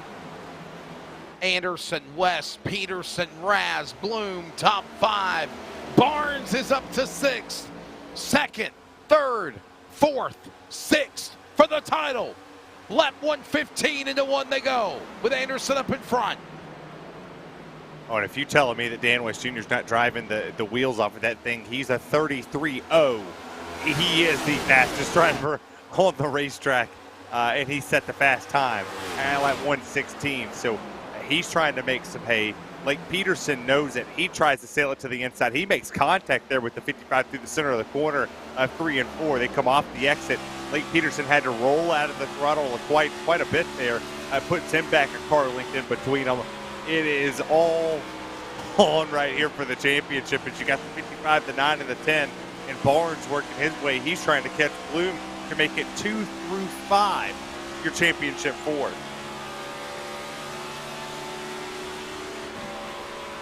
On board with Peterson, trying to make that run on West. And they got to be patient, though. To the line. 50 laps to go for the Homestead finale, for the season, for the Northwest. There's Barnes. Boy, oh boy, I'm liking that strategy, though, Terry. Just methodically watching his nemesis in front of him. Battle, competition. Do they take each other out? Do they race too hard? Do they use up their equipment? And will he be ready to pounce like them on a coiled cobra? And baby, it's cold outside in North Carolina. Will he pull the frozen shocker of the night here in virtual Florida? Like I said from the start, nobody said that Brian Barnes was going to the championship 4. The only one who believed he was going was him. He's gaining on them. He's catching them. He's not turning faster. He's actually turning faster laps than them. And he's driving less hard than these drivers are. You hear it in the throttle. Oh my gosh. You hear it in the throttle. You see the cars. They're moving back and forth. There is a ton of oversteer going on in the front 4 at the moment. Everybody's going, trying to paint that white line. Anderson trying to go and try to hunt some more speed to try to not let Dan West Jr. go by him. This is when the race gets more and more interesting, because Blake Peterson's trying every which way to diamond this corner as much as possible.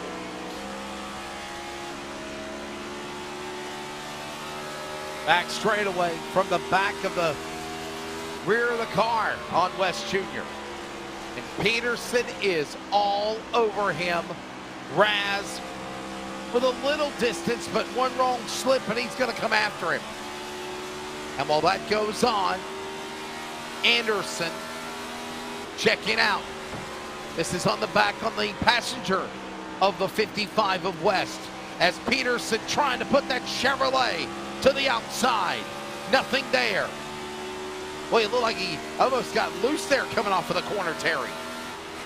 Yeah, he sure did. And if I'm a crew chief for either one of these 3 drivers, we'll make it 4 with Brian Barnes, I don't give a rat's behind what Caden Anderson's doing. It's like Peterson goes to the outside here. Dan West Jr., he moves into the championship lead as they go into 3 and 4. He sailed that Hooters Camaro right there on him, and he takes it. And he wants more. He's making his run now after Anderson. And like a thief in the night, in the final chance to hoist the cup, Peterson getting around Dan West Jr. Terry, you race you race in virtual racing and been a part of leagues and whatnot.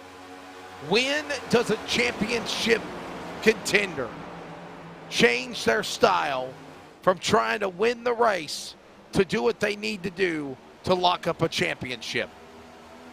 Never.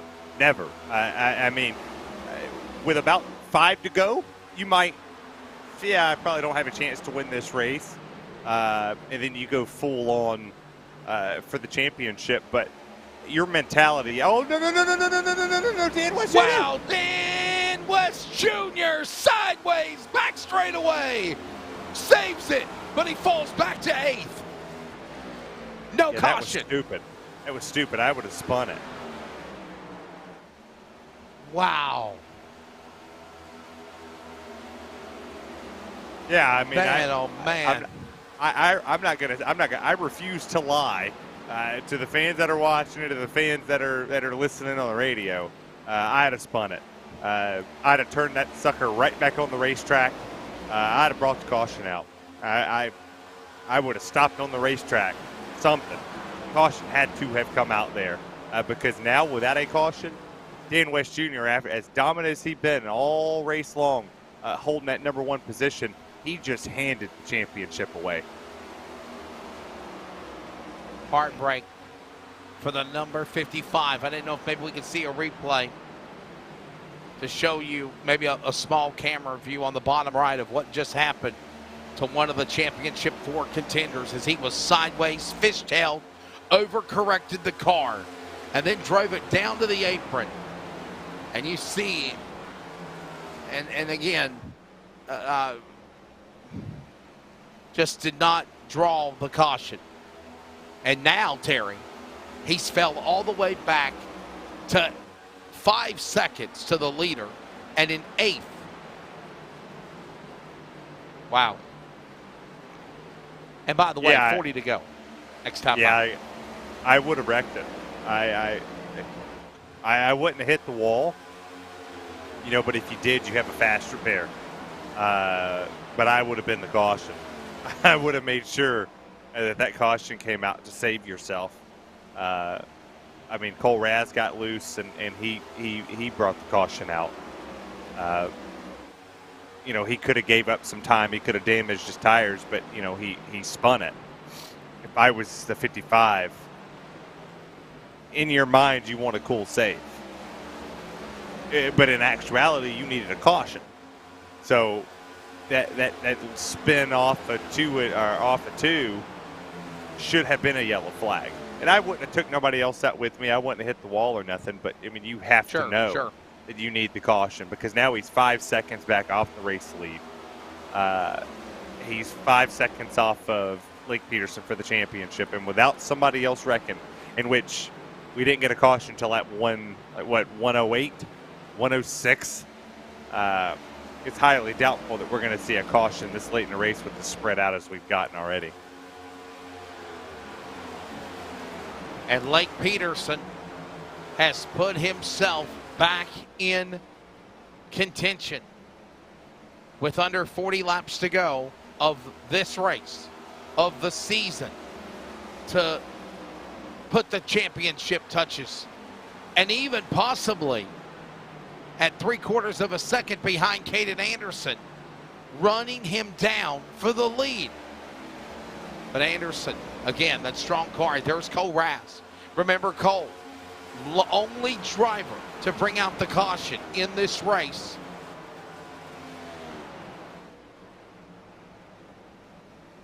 And now sitting in 3rd, Terry, as they come to the line out of 4. Yeah, for Cole Raz, I mean, you need a Michael Jordan flu moment.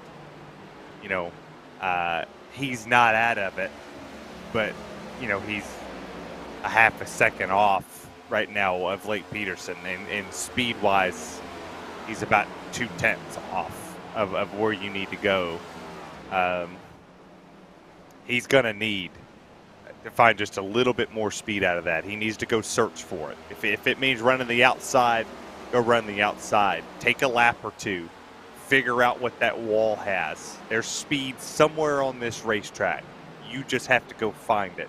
You can't run in the tire tracks of Lake Peterson. You have to go dig for every mile per hour you can find here at Homestead. There's plenty of speed here. He's scraping the wall, trying to diamond that thing off as much as possible to just send it in there.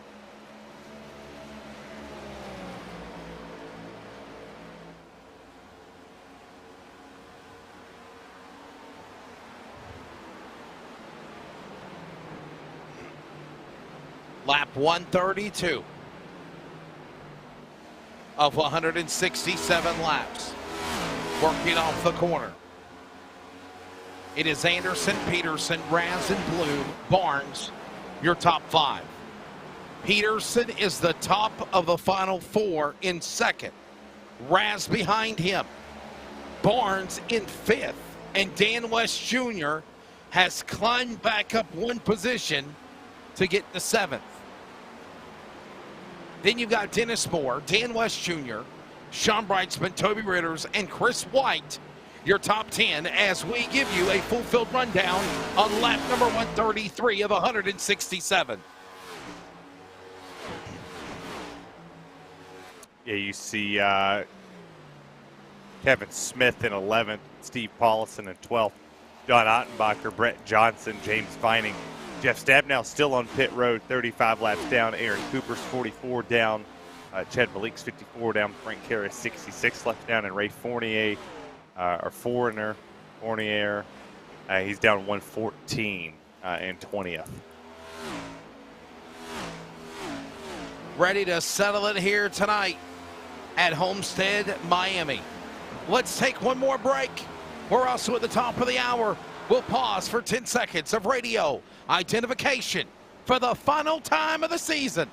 This is the Northwest Racing Series Cup Championship from Homestead, Miami on the Community Radio Network. Community Radio Network, WCRN 87.9 FM, Clayton, Garner, Raleigh, North Carolina, USA. We are CRN. Your CRN, my CRN, our CRN. We are CRN. The Community Radio Network now and the new WCRN 87.9 FM. And still always anywhere worldwide at wearecrn.com. We are CRN. This is our series, So many different pieces that you have to watch out for. where the stakes are always higher, $300,000. where virtual meets reality, How bad do you want it? They're wasting no time getting at it. where the best thrive and the flawless win.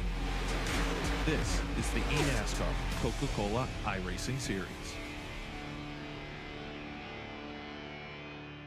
Hey, it's broadcast personality Wesley Outlet up topside at one of the great racetracks of the world, the Caraway Speedway. And I'd like to remind you to join us every Wednesday afternoon at 1 p.m. Eastern to 3 p.m. Eastern with coverage of Finish Line, where we talk to everybody from NASCAR to grassroots, like right here at Caraway Speedway. Carolina's Fox Sports Radio affiliates, iHeartRadio, and on the Community Radio Network at 87.5 FM. And remember, thanks to Live Sim Racing Productions, you can actually see the guest panel, ask their questions, get interactive with us with comments and so much more in our chat box. Finish Line every Wednesday. Join us every week.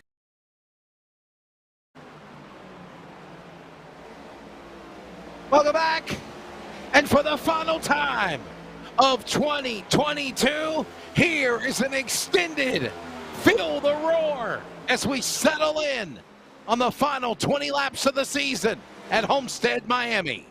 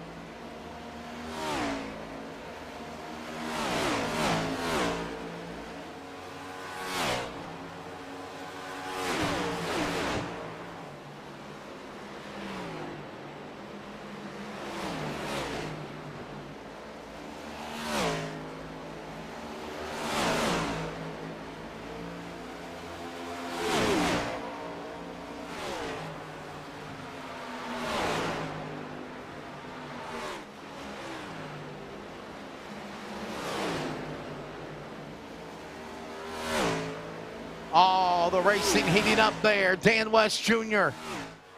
trying to climb back And also more cars fighting through the field. Got Kevin Smith there in 10th. I think he's the first car. Oh, trouble. There it is. Dennis Moore goes around, slams the rear end of the car up against the outside barrier out of turn 4. Caution is out with over 20 laps to go at Homestead. Oh, Brightsman. And Sean Brightsman slams into him and tears the rear deck lid off of his car. I'll tell you like I told the kids, or like the kids tell me. I ain't even gonna hold you, Wesley. We needed that. Dan West Jr. needed that. He did, and thank goodness he wasn't in the path of the hurricane. This is what happened to Cole Raz, except maybe a little higher off the racetrack. Slams the rear end of the Camaro up against the wall, and then look at Sean Brightsman. Here he comes, bottom right, any moment, boom! And Sean Brightsman crashing into the pit lane entrance. And the caution is out. Wow. Let's go on board with Sean Brightsman. Let's go on board with Sean Brightsman.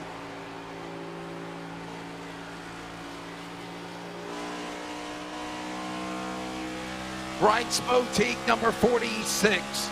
Originally from Puyallup, Washington, now from the land of cactus in Tucson, Arizona.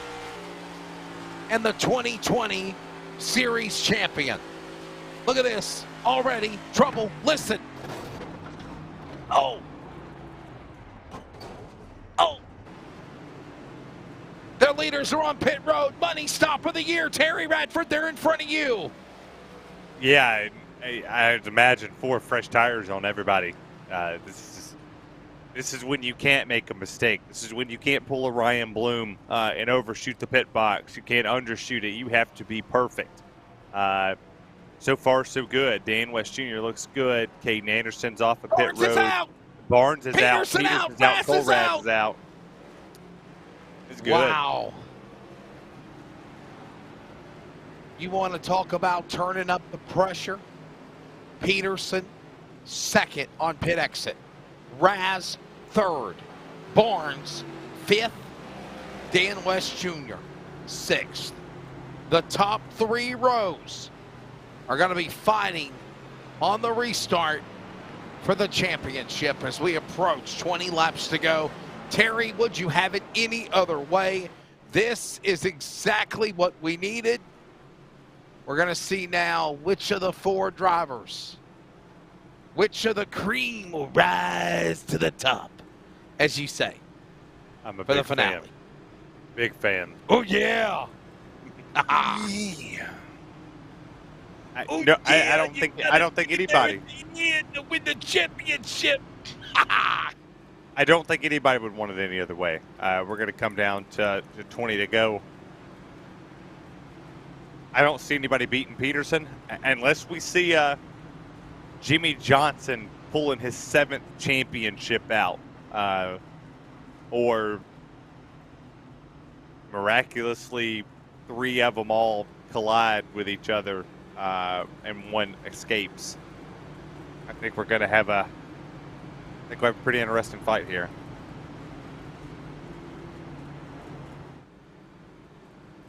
Caden Anderson looking to want to also make history, to sweep the season for the driver, or sweep the season at Homestead for the driver, the number 37 from Yakima, Washington. Just missed the final 4 in the second round. He went to the round of 8, couldn't make it to the final 4. And 4 wins for Caden Anderson. That includes 1 pole, 12 top 5s, 19 top 10s. Still a stellar year for the number 37 Harvest Chevrolet there. Terry, as I believe lights are going off on the pace car. We are going to green at 20 to go exactly next time by at the line. It has been a really good season for Caden Anderson. But real world racing is more important than virtual racing. That puts money in his pocket. It gives him a chance to get seen on a big stage. Absolutely. But I will say, Understand that. as much as I love cautions, I really hope that was our last one. I got to be at work at 5.5 hours.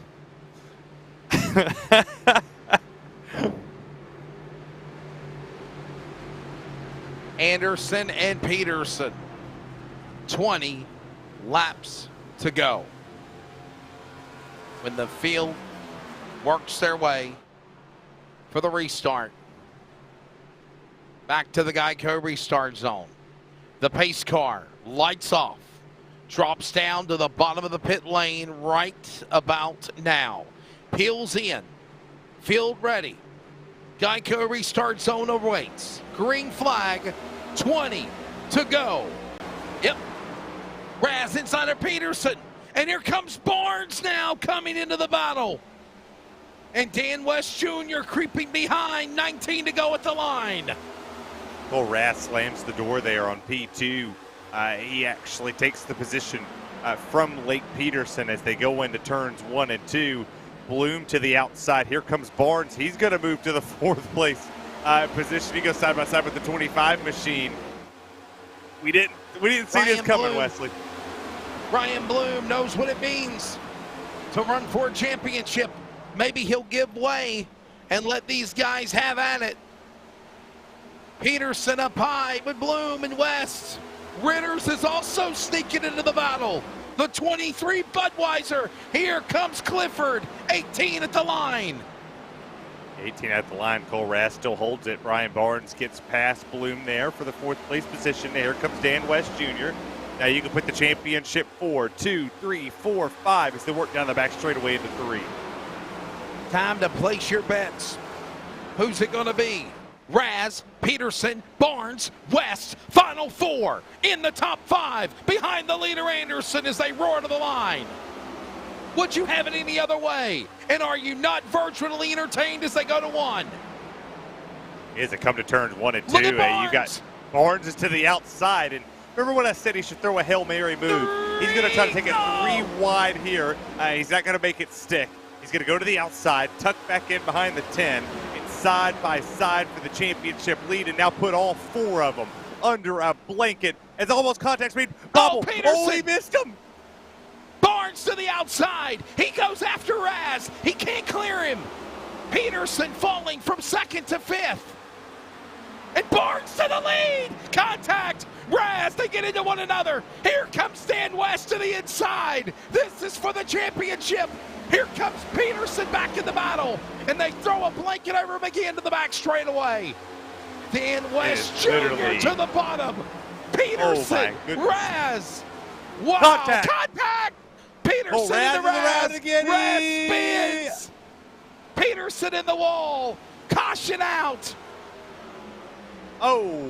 Paulison slams into Cole Raz for the championship. They were letting it all hang out. Wow. My. Owen. Are you kidding me? Replay coming up. How bad do you want it? I'm not going to lie to you, Terry. Besides what just happened there, and you knew it was bound to happen, that was probably some of the most fierce racing I've ever seen in Northwest Cup competition of the Final 4 fighting it out for a championship.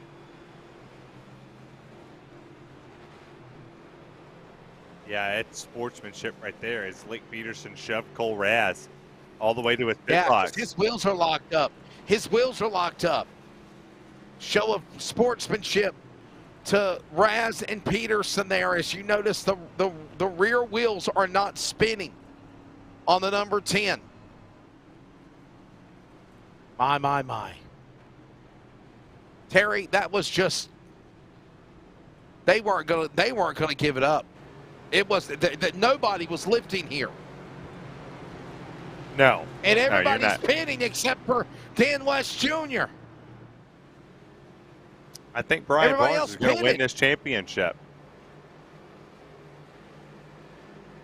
Wow.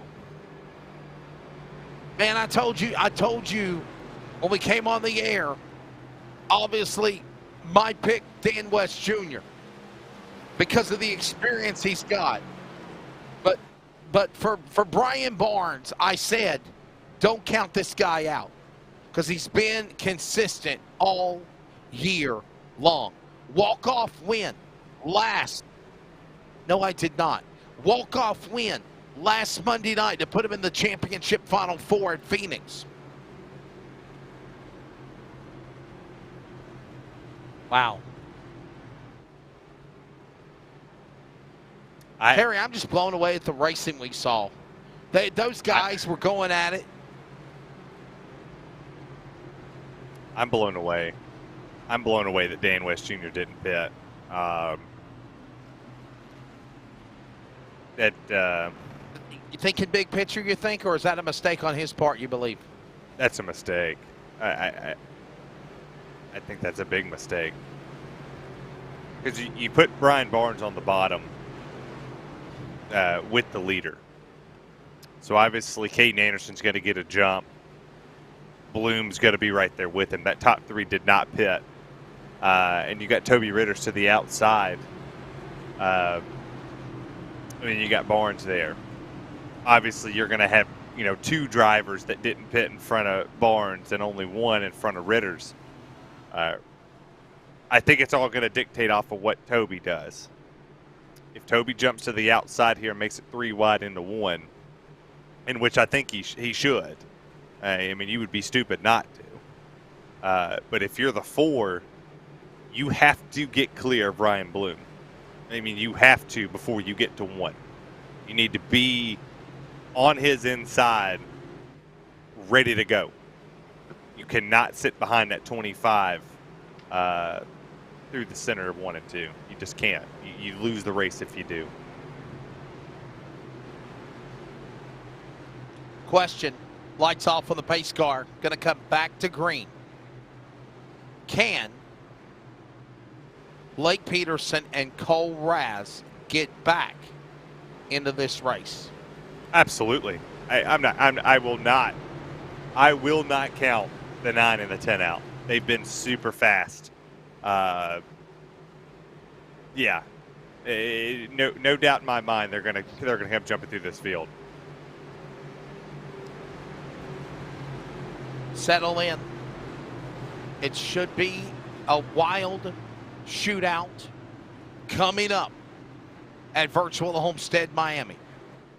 Terry Radford, Wesley Outlet here with you. I want to thank also Justin Prince, other people that joined us this year, including Jason Rockefeller, Tim Moore, Samuel Dyer also joined us on coverage this 2022 season.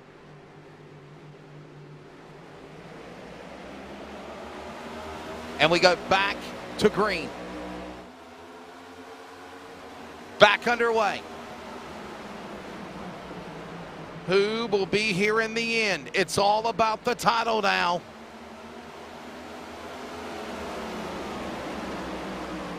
Backstretch, holding their line. West up in the number 2 spot. Yeah, I'm surprised. I'm surprised to see the lack of urgency on that restart there, as you see 4 wide or 3 wide back here with the 44, the 0, or the 00, and the 23. But I'm surprised to see the lack of urgency from the 4. You have fresher tires. You haven't shown the speed that the other ones have shown. You have to get up here and make something happen. And he laid back. Maybe he was thinking they were going to spin the tires, but Wesley, they didn't. And he's already at a second disadvantage with 9 Somebody to go. else I want to acknowledge also that's helped us this year.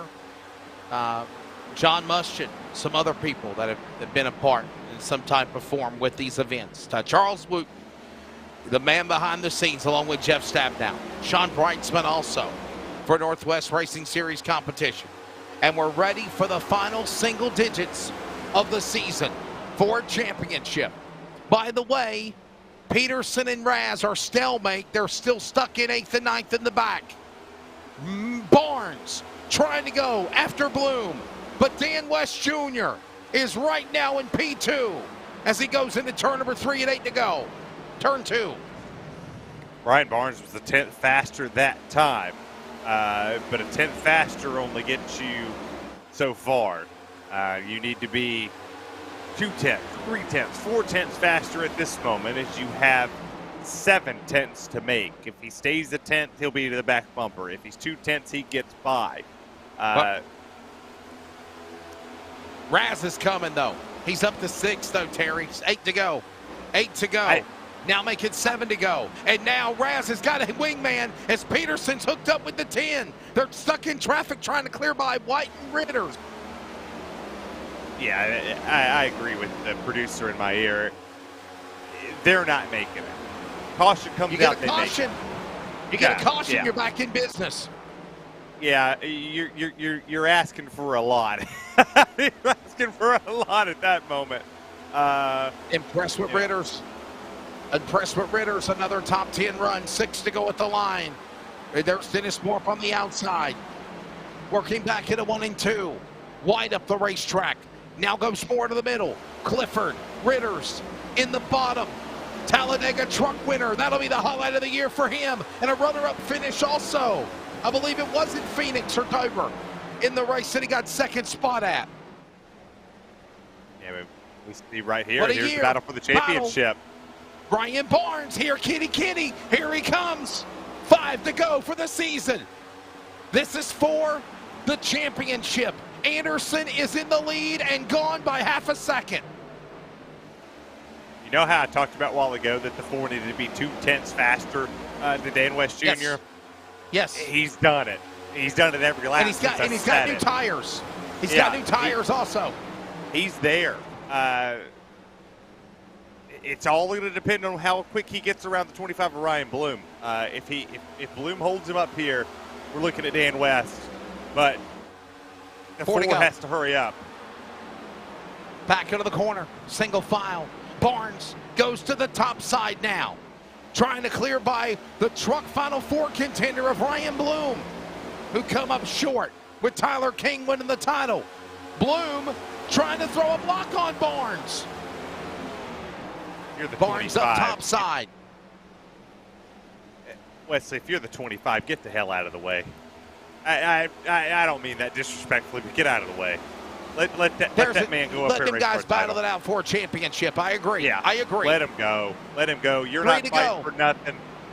You got 3 laps to go. Let him get his ass up there and try to go chase Dan West Jr. down. You're not in this fight. Let him fight. There's a battle going on, and you're not in it. You're not in it to win it right now.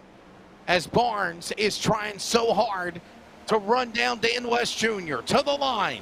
2 laps to go.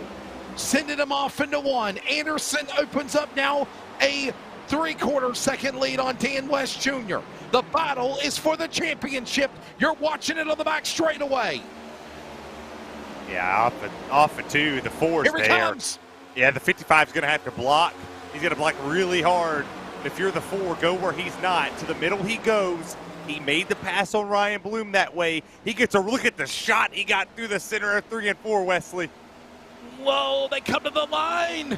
Running out of room, Barnes. Backs off. White flag. CRN 1 to go. Final lap of the race and the season, and he's on the outside for a championship in turn 2. Off the exit at 2 they go. The 4 still there. Door, bumper, door. Back to the bumper, back to the door, drag race. He's clear by nose, he's clear by a car. Put the 4 to the championship lead, and here comes the 55, Wesley. But Dan West Jr. battles back on the bottom. Brian Barnes on the outside. It's a photo finish for the championship. Anderson wins the race. Barnes will win the championship. Brian Barnes will win the championship over Dan West Jr. Brian Barnes. First career win last week at Phoenix to put him in the championship Final 4. And shades of what you could see a Cup driver do.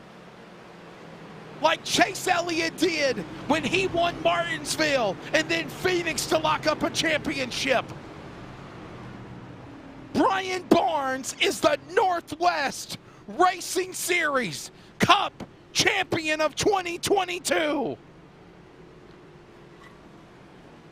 Dreams can come true, even if it's virtual in the Northwest.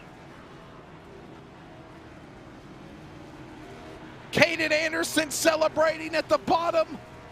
He wins the race. Brian Barnes is the champion, Terry. What in the hell did we just watch? Like, history in the making. What did we say? That he is the only one who believed he could win this thing. He got in last week, walk off. He sit there. He was last among the championship for all race long. I mean, all race long. Can we watch the final lap? One more time. Watch. He won it, Wesley. He won it. He did. Watch this last lap for the final time. One more lap for the Season 4 championship for Caden Anderson and, of course, Brian Barnes. Chris White knows what it's like to be a champion. He won it last year. Ritters with a stellar year. Watch this. Down the back straightaway, Terry, you called the explosive finish as they come to the white flag. Wow. Yeah, you saw him get to the door here, and Dan West Jr., all he could do was send it in there more. I mean, you watched him here. Dan West painted it, did everything that he could do to make this run the best way possible to get up to the outside. You know, I think if he would have side drafted him just a little bit more and stayed, gave a little less room here, and just pinched him against the wall and diamonded it, he would have had it here. That's right. And just like that, a little concern as he was running up to the safer barrier, but then he reeled him back in. And look at this, the whole season come down to a matter of a car length, half a car length. 0.98 to 1.06. A tenth of a second, if you will. Both of those drivers are really, really hard racers.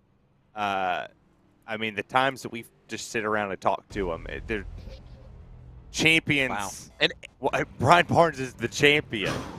Like, and how about this? Did any of us think we were saying that coming into this night, Wesley? I just said he could be a dark horse. Yeah. My money, your money was on Lake Peterson. Mine was on Dan West Jr. I know the producer was too. But I said, don't count out Brian Barnes. And you did hear me say when we came on the air, he is carrying the momentum from winning at Phoenix last week. And he is now a member of the fraternal championship family of the virtual Northwest Racing Series. Here is your unofficial race results for the final time of 2022. Caden Anderson is the winner. By the way, he makes history by sweeping the races at Homestead in the trucks and cup. Brian Barnes, the champion. Dan West Jr., second. Ryan Bloom, third, fourth. Cole Raz, fifth. He's third for the title. And how about this, Terry? Lake Peterson, who was the #1 seed, he will be the fourth car of the final four in the back on the finishing position, along with Kevin Smith, Chris White, John Audenbacher, and another solid top 10 for Toby Ritters. You go back here to 11th, you got Stephen Paulison, Dennis Moore, Brett Johnson. We're into the used car lot now. Brightsman, Vining, Stabnow, Cooper, Malik, Harris, Foreigner. That's our field. And the race analysis for the final race of the season, for the summary. 3 cautions, 12 caution laps, 6 lead changes. The battle with under 20 to go with the final 4. And then the battle with 4 to go, 10 to go, the last restart between Brian Barnes and Dan West Jr.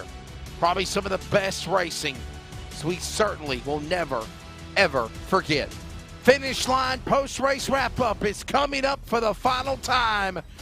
Caden Anderson wins the battle, sweeping at Homestead. Brian Barnes wins the war, and he's crowned the 23 Northwest Racing Series Cup champion. We'll talk to them all in a moment.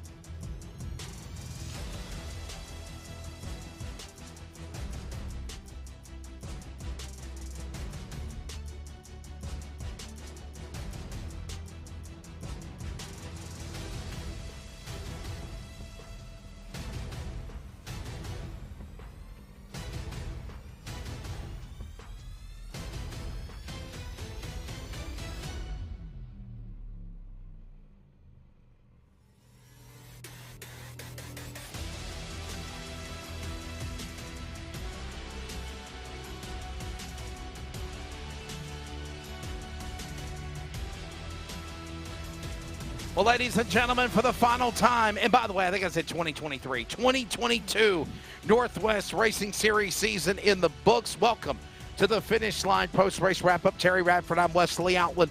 We are going to grab a word with our top three, and they're also finally in the championship calibers as well. Third place, runner-up to the championship, 55, two-time Northwest Truck Champion, and was trying hard like hell to lock up that cup title. Shelton Washington, Dan West Jr. Dan, some of the best Northwest Championship racing I think we've seen this year. Those last 20 laps, buddy. Just one spot shy. Yeah, thanks, Wesley. It was a blast. It was some highs and lows, I tell you. I felt like we had a pretty good long speed car, if you will. I kind of paced with Caden there, and he kind of actually helped me out, just kind of, saving my stuff. And we were looking pretty good there for over that, past the halfway point there until the caution come out. But I think we still had a pretty good car, still had a pretty good chance, and I made a mistake, and then the cautions actually helped me.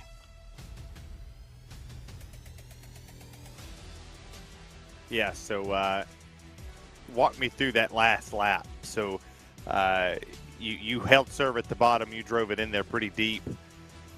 What could you have done different to maybe hang on the four's door to maybe slow him down to potentially walk out of here as the champion? Well, I mean, there's obviously different ways a guy could have done that, right? I mean, you play that back in your mind. I could have probably entered a lot higher, moved up on him, but I just didn't feel like that was a fair way to do it, and so I just kind of tried to see what I could do on the bottom. But that, getting that run off the top and those fresh tires, there wasn't not much of a match there. Dan, how hard is it to win a championship? You've done it before 2 times in the Truck Series. I know you wanted to win that Cup title. What has it been like battling these guys as you've done over the years and coming up second? Oh, it's just been a lot of fun. I mean, meeting a lot of good friends, but at the end of the day, we're all highly, highly competitive. I mean, it's a tough series, man. I mean, you got Caden and Lake and Brian and and Cole. I mean, those guys, coming into this race, and my teammates are the ones that kind of keeping me pumped up a little bit. I kind of was talking myself out of it. I mean, I was just, happy to be in the top 4. And, then once we got this race going, I thought, well, shit, if I kind of got a chance here. Well, Dan, before I let you go, thank your sponsors and hold your head up high, man. It was a good year for you. No doubt. We'll see you next year in 23. Appreciate it. Thanks, guys. Congratulations, Brian and Caden. Good race. Dan West Jr. from Shelton, Washington. Again, 2-time Truck Series champion. 1 spot shy for the runner-up for the title for the Northwest Racing Series Cup Division of 22. We got a victory lane. He won the truck finale on Thursday while we were in the press box at Florence here at Homestead, and he does it again in the Cup ride. And I did mention, could he possibly pull it off? Terry and I both mentioned that, and he does it. Caden Anderson, if you're not going to win the title, this is a nice way to say, I'm still here, fellas, and I'm going to be somebody to deal with next year. Congratulations on sweeping Cup and Truck at Homestead. Thank you. Yeah, I feel like we had a pretty good night, leading a whole bunch of laps, and being able to come home with a win. I think we also took home the team championship, so I guess I'll take that as another accolade to rack up. But congrats to Brian. He was the most consistent all year, and I feel like he had a really good ending to the season. So congrats to him. Well, we talk about you sweeping. Obviously, you walked into the Truck Series. Your real life racing obviously sets the precedent first. You stepped aside for a couple weeks to put focus on what you do in the real life side of it. But your dedication to the Northwest Cup and Truck Series side brought you here to have two very remarkable seasons. I mean, the trucks, you won a lot, and you won a lot over here in the Cup as well. What's your motivation next season? Do you see yourself coming back and racing a lot more? And are you trying to hunt down one of these championships?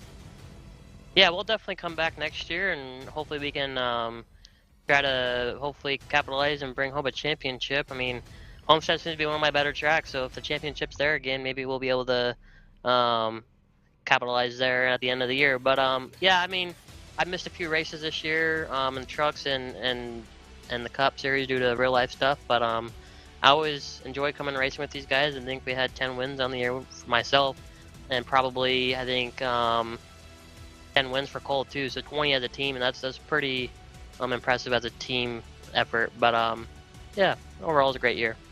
Yeah, 5 wins in the Truck Series and 5 wins with this win tonight for Caden Anderson. He'll finish number 5 in the point standings also. He will win the team championship, owners championship also with 24 starts, 5 wins, 1 pole, 13 top 5s, and 20 top 10s. Caden, before I let you go, buddy, man, it is the week of Thanksgiving. What are you thankful for? Yeah, I'm just thankful for everybody that helped me out in real life and on sim racing. Can't thank Harvest Chevrolet, PTI Transportation, Studio 10 Wraps enough for helping me get to where I'm at. Have a great holiday. We'll see you in 23. Ladies and gentlemen, out of Yakima, Washington, that's the 37. Caden Anderson, the winner, sweeping Truck and Cup, by the way, here at Homestead, Miami. Well, this driver will be crowned another champion of the Northwest Racing Series, first-time Winners Club. He did that last Monday night, winning at Phoenix to put himself into the championship 4. Shades of what Chase Elliott did in 2019 to win the Cup Series title for NASCAR. Brian Barnes of the Popsicle number 4 Toyota has done it as well, being consistent all year long, never finding victory lane until last Monday night. He'll end the season with 24 starts of 27 races, 1 win, 1 pole, 17 top 5s, and 22 top 10s. Your Northwest Racing Series Cup champion, the number 4, Brian Barnes. Brian, what's going through your mind right now? I know this is a virtual drive, but you're a champion of probably one of the best damn iRacing leagues in the country, the Northwest Racing Series. Yeah, very tough league. Very glad I joined it. I've been with the WSRL for 18 years, so and there's a lot of good drivers over there. But this is a lot of really good, talented bunch of guys here. Well, I got to ask you, because you're going to go back and watch this, and you're going to want to punch me in the mouth. Because I said when we started this show, I didn't think you were going to compete for it. I said, consistency takes you here, but winning is what matters, and you have to be up there. And I counted you out. And at some point in the race, I said the only person who believed he'd be in the Final Four was him and maybe his family. But you won the damn thing. And you shocked a lot of people by doing it. Myself included. Yourself included. All right, so I wasn't the only one. But all right, brother, you're going into the 2023 season. You talk about being a part of a league for 18 years. Talk about this moment, because you just did something that 3 others have done before you. You're the 4th champion in this series. Can you repeat in 23? Let's call your shot now.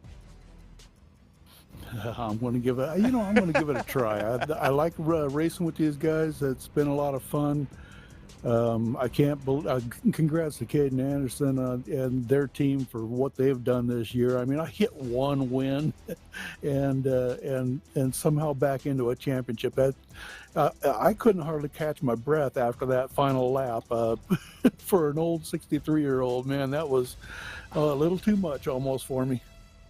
And by the way, for now the 3rd consecutive year, there has been a first-time champion, including when it all started with Sean Brightsman 2020, Chris White last year in 2021, and now tonight in 2022 for the season for Brian Barnes. We've got some people that we're going to bring to the broadcast now, the operators and the officials of the Northwest Racing Series of the Pacific. First, a 2020 Series champion, as I mentioned, but one of the backbones to keep it going, Mr. Sean Brightsman. Your words for Brian Barnes. Thanks, Wesley. Really, really simple words here, Brian. You are a man of consistency. We are so happy to have you back here in the Northwest Racing Series, and crowning you the Season 3 champion. Wow, it is just absolutely awesome. It just shows what this league is all about every single week, down to the wire, down to the fender. So big congratulations there from me and everybody at the Northwest Racing Series on taking home Season 3 of the Northwest Cup Series. And Brian, stand by. We're also going to bring in Mr. Jeff Stabnow from the Northwest Racing Series to also add on to what Mr. Sean Brightsman said as being champion. Brian, I think everybody's described your season as consistent, so we'll leave that one out there. You've definitely been just consistent all year, but you're also one of the good ones, man. You're a good dude. And, it couldn't happen to a nicer guy. You've been around for a long time, and congratulations, man. It's always good when the good ones win one. I really appreciate you guys' words. It means a lot to me, and I hope I can represent for the next season. Harry, got a final question for Brian? I was very speechless when he crossed that line. But I do want to talk about that last lap, because you went to the outside. Nobody all night long took the wall. You Tyler Reddick that thing. Did you think you were going to get him when he cleared you going into 3 and you stayed on the wall? Did you think coming off of 4 you were going to have the momentum? And also, were you expecting him to maybe pull up that racetrack just a little bit and hang on that door to try to kind of counterbalance your momentum on the outside lane? I was expecting anything, because, like I say, we're running for, a championship here in one race, and that's, I've never done that before. But I never went up there because it really got the car's right rear hot. And if you did it 3-4 laps in a row, you're going backwards because you're so sliding sideways. So I knew I could do it for a couple laps, but after that, it was going to be slippery, slidey. All right, so he goes to the last lap. Brian, my final question. You thank your sponsors. We got a quick on video to wrap up things here in a moment. The battle with you and Peterson and West and obviously Raz all four cars nestled in the same pack with one another, under 20 laps to go. That had to have been some of the most furious racing I've ever called in the Northwest history. What was it like being a part of it on track? Like I say, I better go take my blood pressure pills before I go to bed, because that really, yeah, I'm sweating. Let's put it that way. Sponsors, buddy, and congratulations. Well, got to thank Popsicle, I guess, for being on my car for many, many years. And other than that, the wife for letting me do this stuff more than 2 or 3 nights a week. Ladies and gentlemen, your 2022 Season 3 of the Northwest Racing Series Cup driver at the top of the mountain at season's end, the number 4 Toyota Camry of Brian Barnes. Mr. Consistency is the champion. All right, before we go to video and wrap things up, Charles, have you got anything you want to add to what has been a fun year for the Northwest Cup Series, no doubt? And have you got anything to say to Brian Barnes, buddy? Just congrats. Congratulations. And we will take one more commercial break, and we will wrap things up from Homestead and the season and our 2022 broadcast schedule.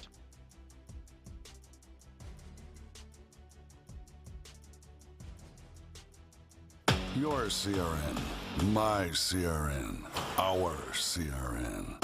We are CRN. The Community Radio Network now and the new WCRN 87.9 FM. And still always anywhere worldwide at wearecrn.com. We are CRN. This is our series, So many different pieces that you have to watch out for. where the stakes are always higher, $300,000. where virtual meets reality, How bad do you want it? They're wasting no time getting at it. where the best thrive and the flawless win. This is the eNASCAR Coca-Cola iRacing Series.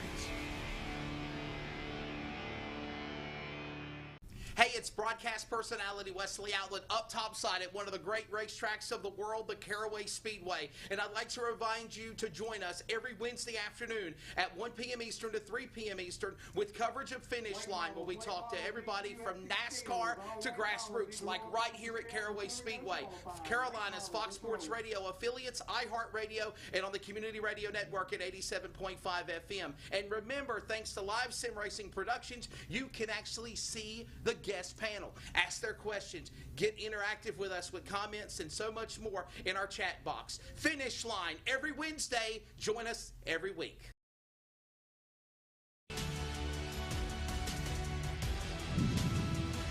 Champion is crowned. Tyler King for the trucks.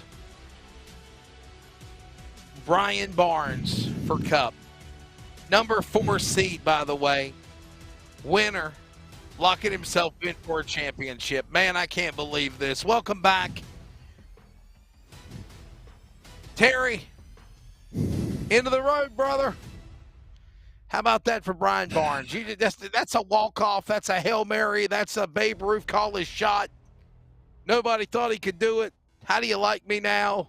He's got title of champion on his resume in a very young start of iRacing career for the number 4. He's just a good old boy. 60 plus years old, still out here running with these young kids, and he's seen a lot of generations on iRacing. Which, by the way, you can start iRacing 50% off as a new member and 25% off for 1 year and 2 year renewals. Quick little shameless plug there, but he's been around for a lot. Do they give you bonuses every time you say that stuff? Yeah, I just love iRacing. It's all I'm about. I'm about iRacing. No matter where I go, I will promote iRacing because this is when you get stories like Brian Barnes, 60 plus years old out here winning championships, and Caden Anderson, real life racing, comes on here and practices his real car on iRacing when they eliminated practice. You got drivers that come out here and put a lot of time in. moments like this is why I say that iRacing is the best platform on the world or on the planet, period, to showcase your skills. And you get to meet people like yourself that lets young people like me get a jump start in the real life racing stuff. And I'm gonna quote Dale Jr. F the Coke series, come call real racing. He did tell you that. He did, for sure. He did. And he did.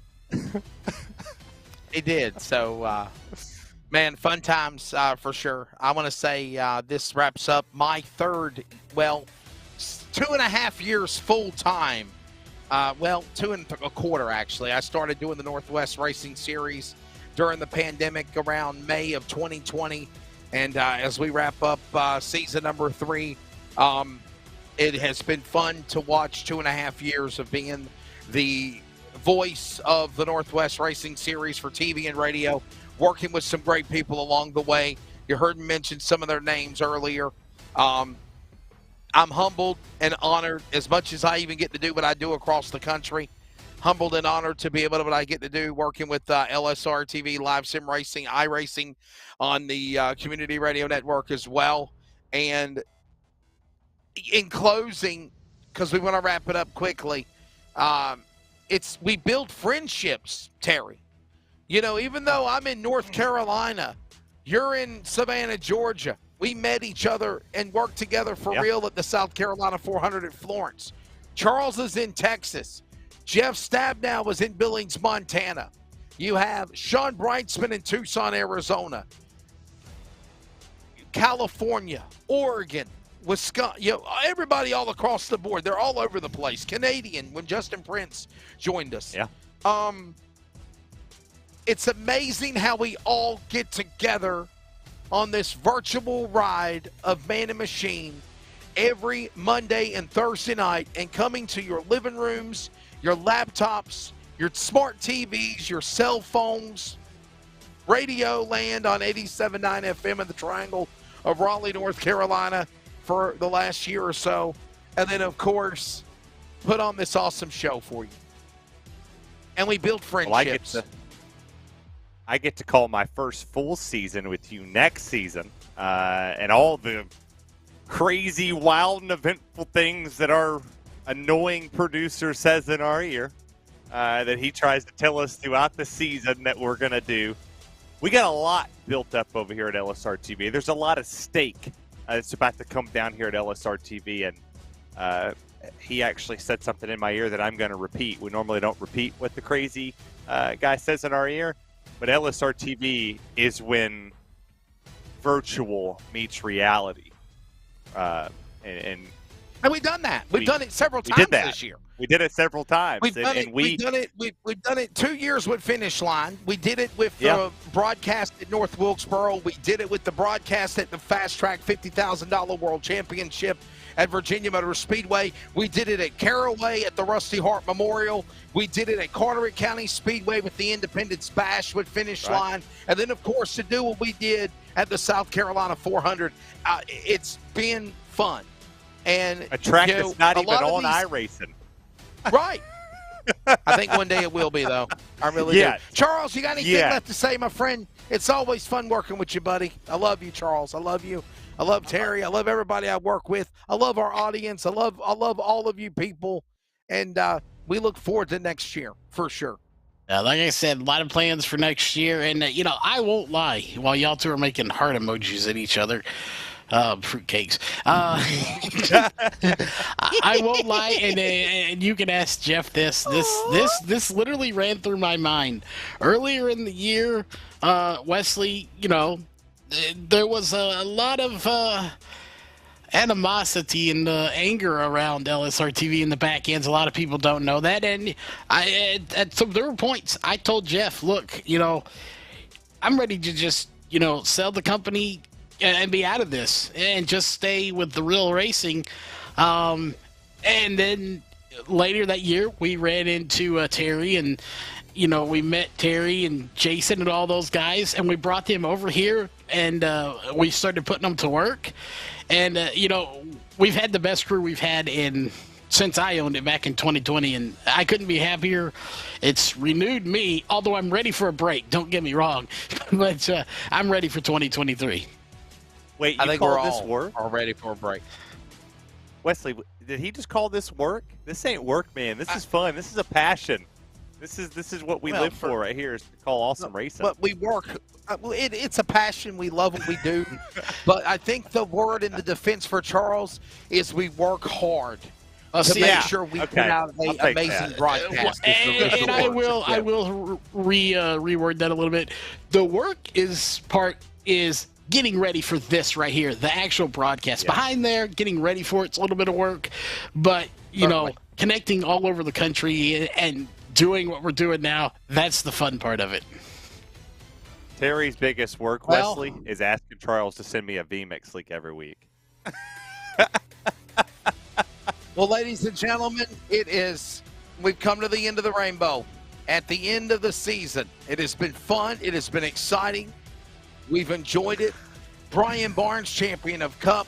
Tyler King, champion of Trucks. Terry, final words, buddy. We got about 30 seconds before we go off the air.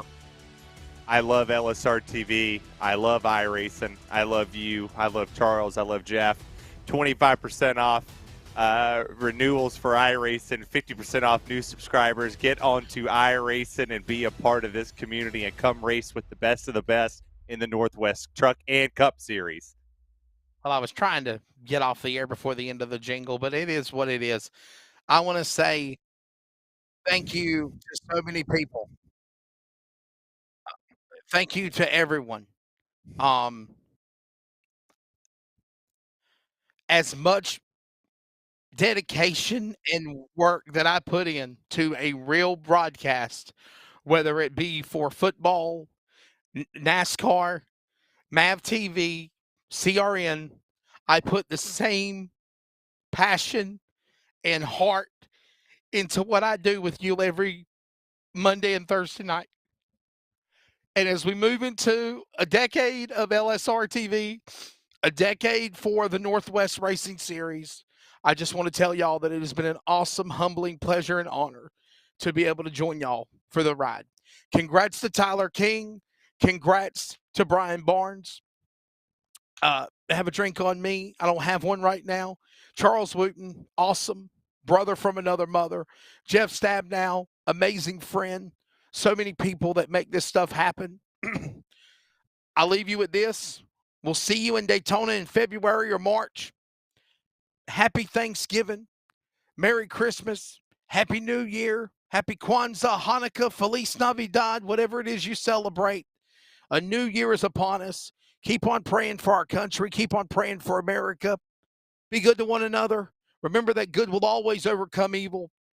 And I love everyone of the Northwest. I might not know you, but I want to say thank you for taking the time to be my friend on our virtual journeys every season. And I'll see you next year.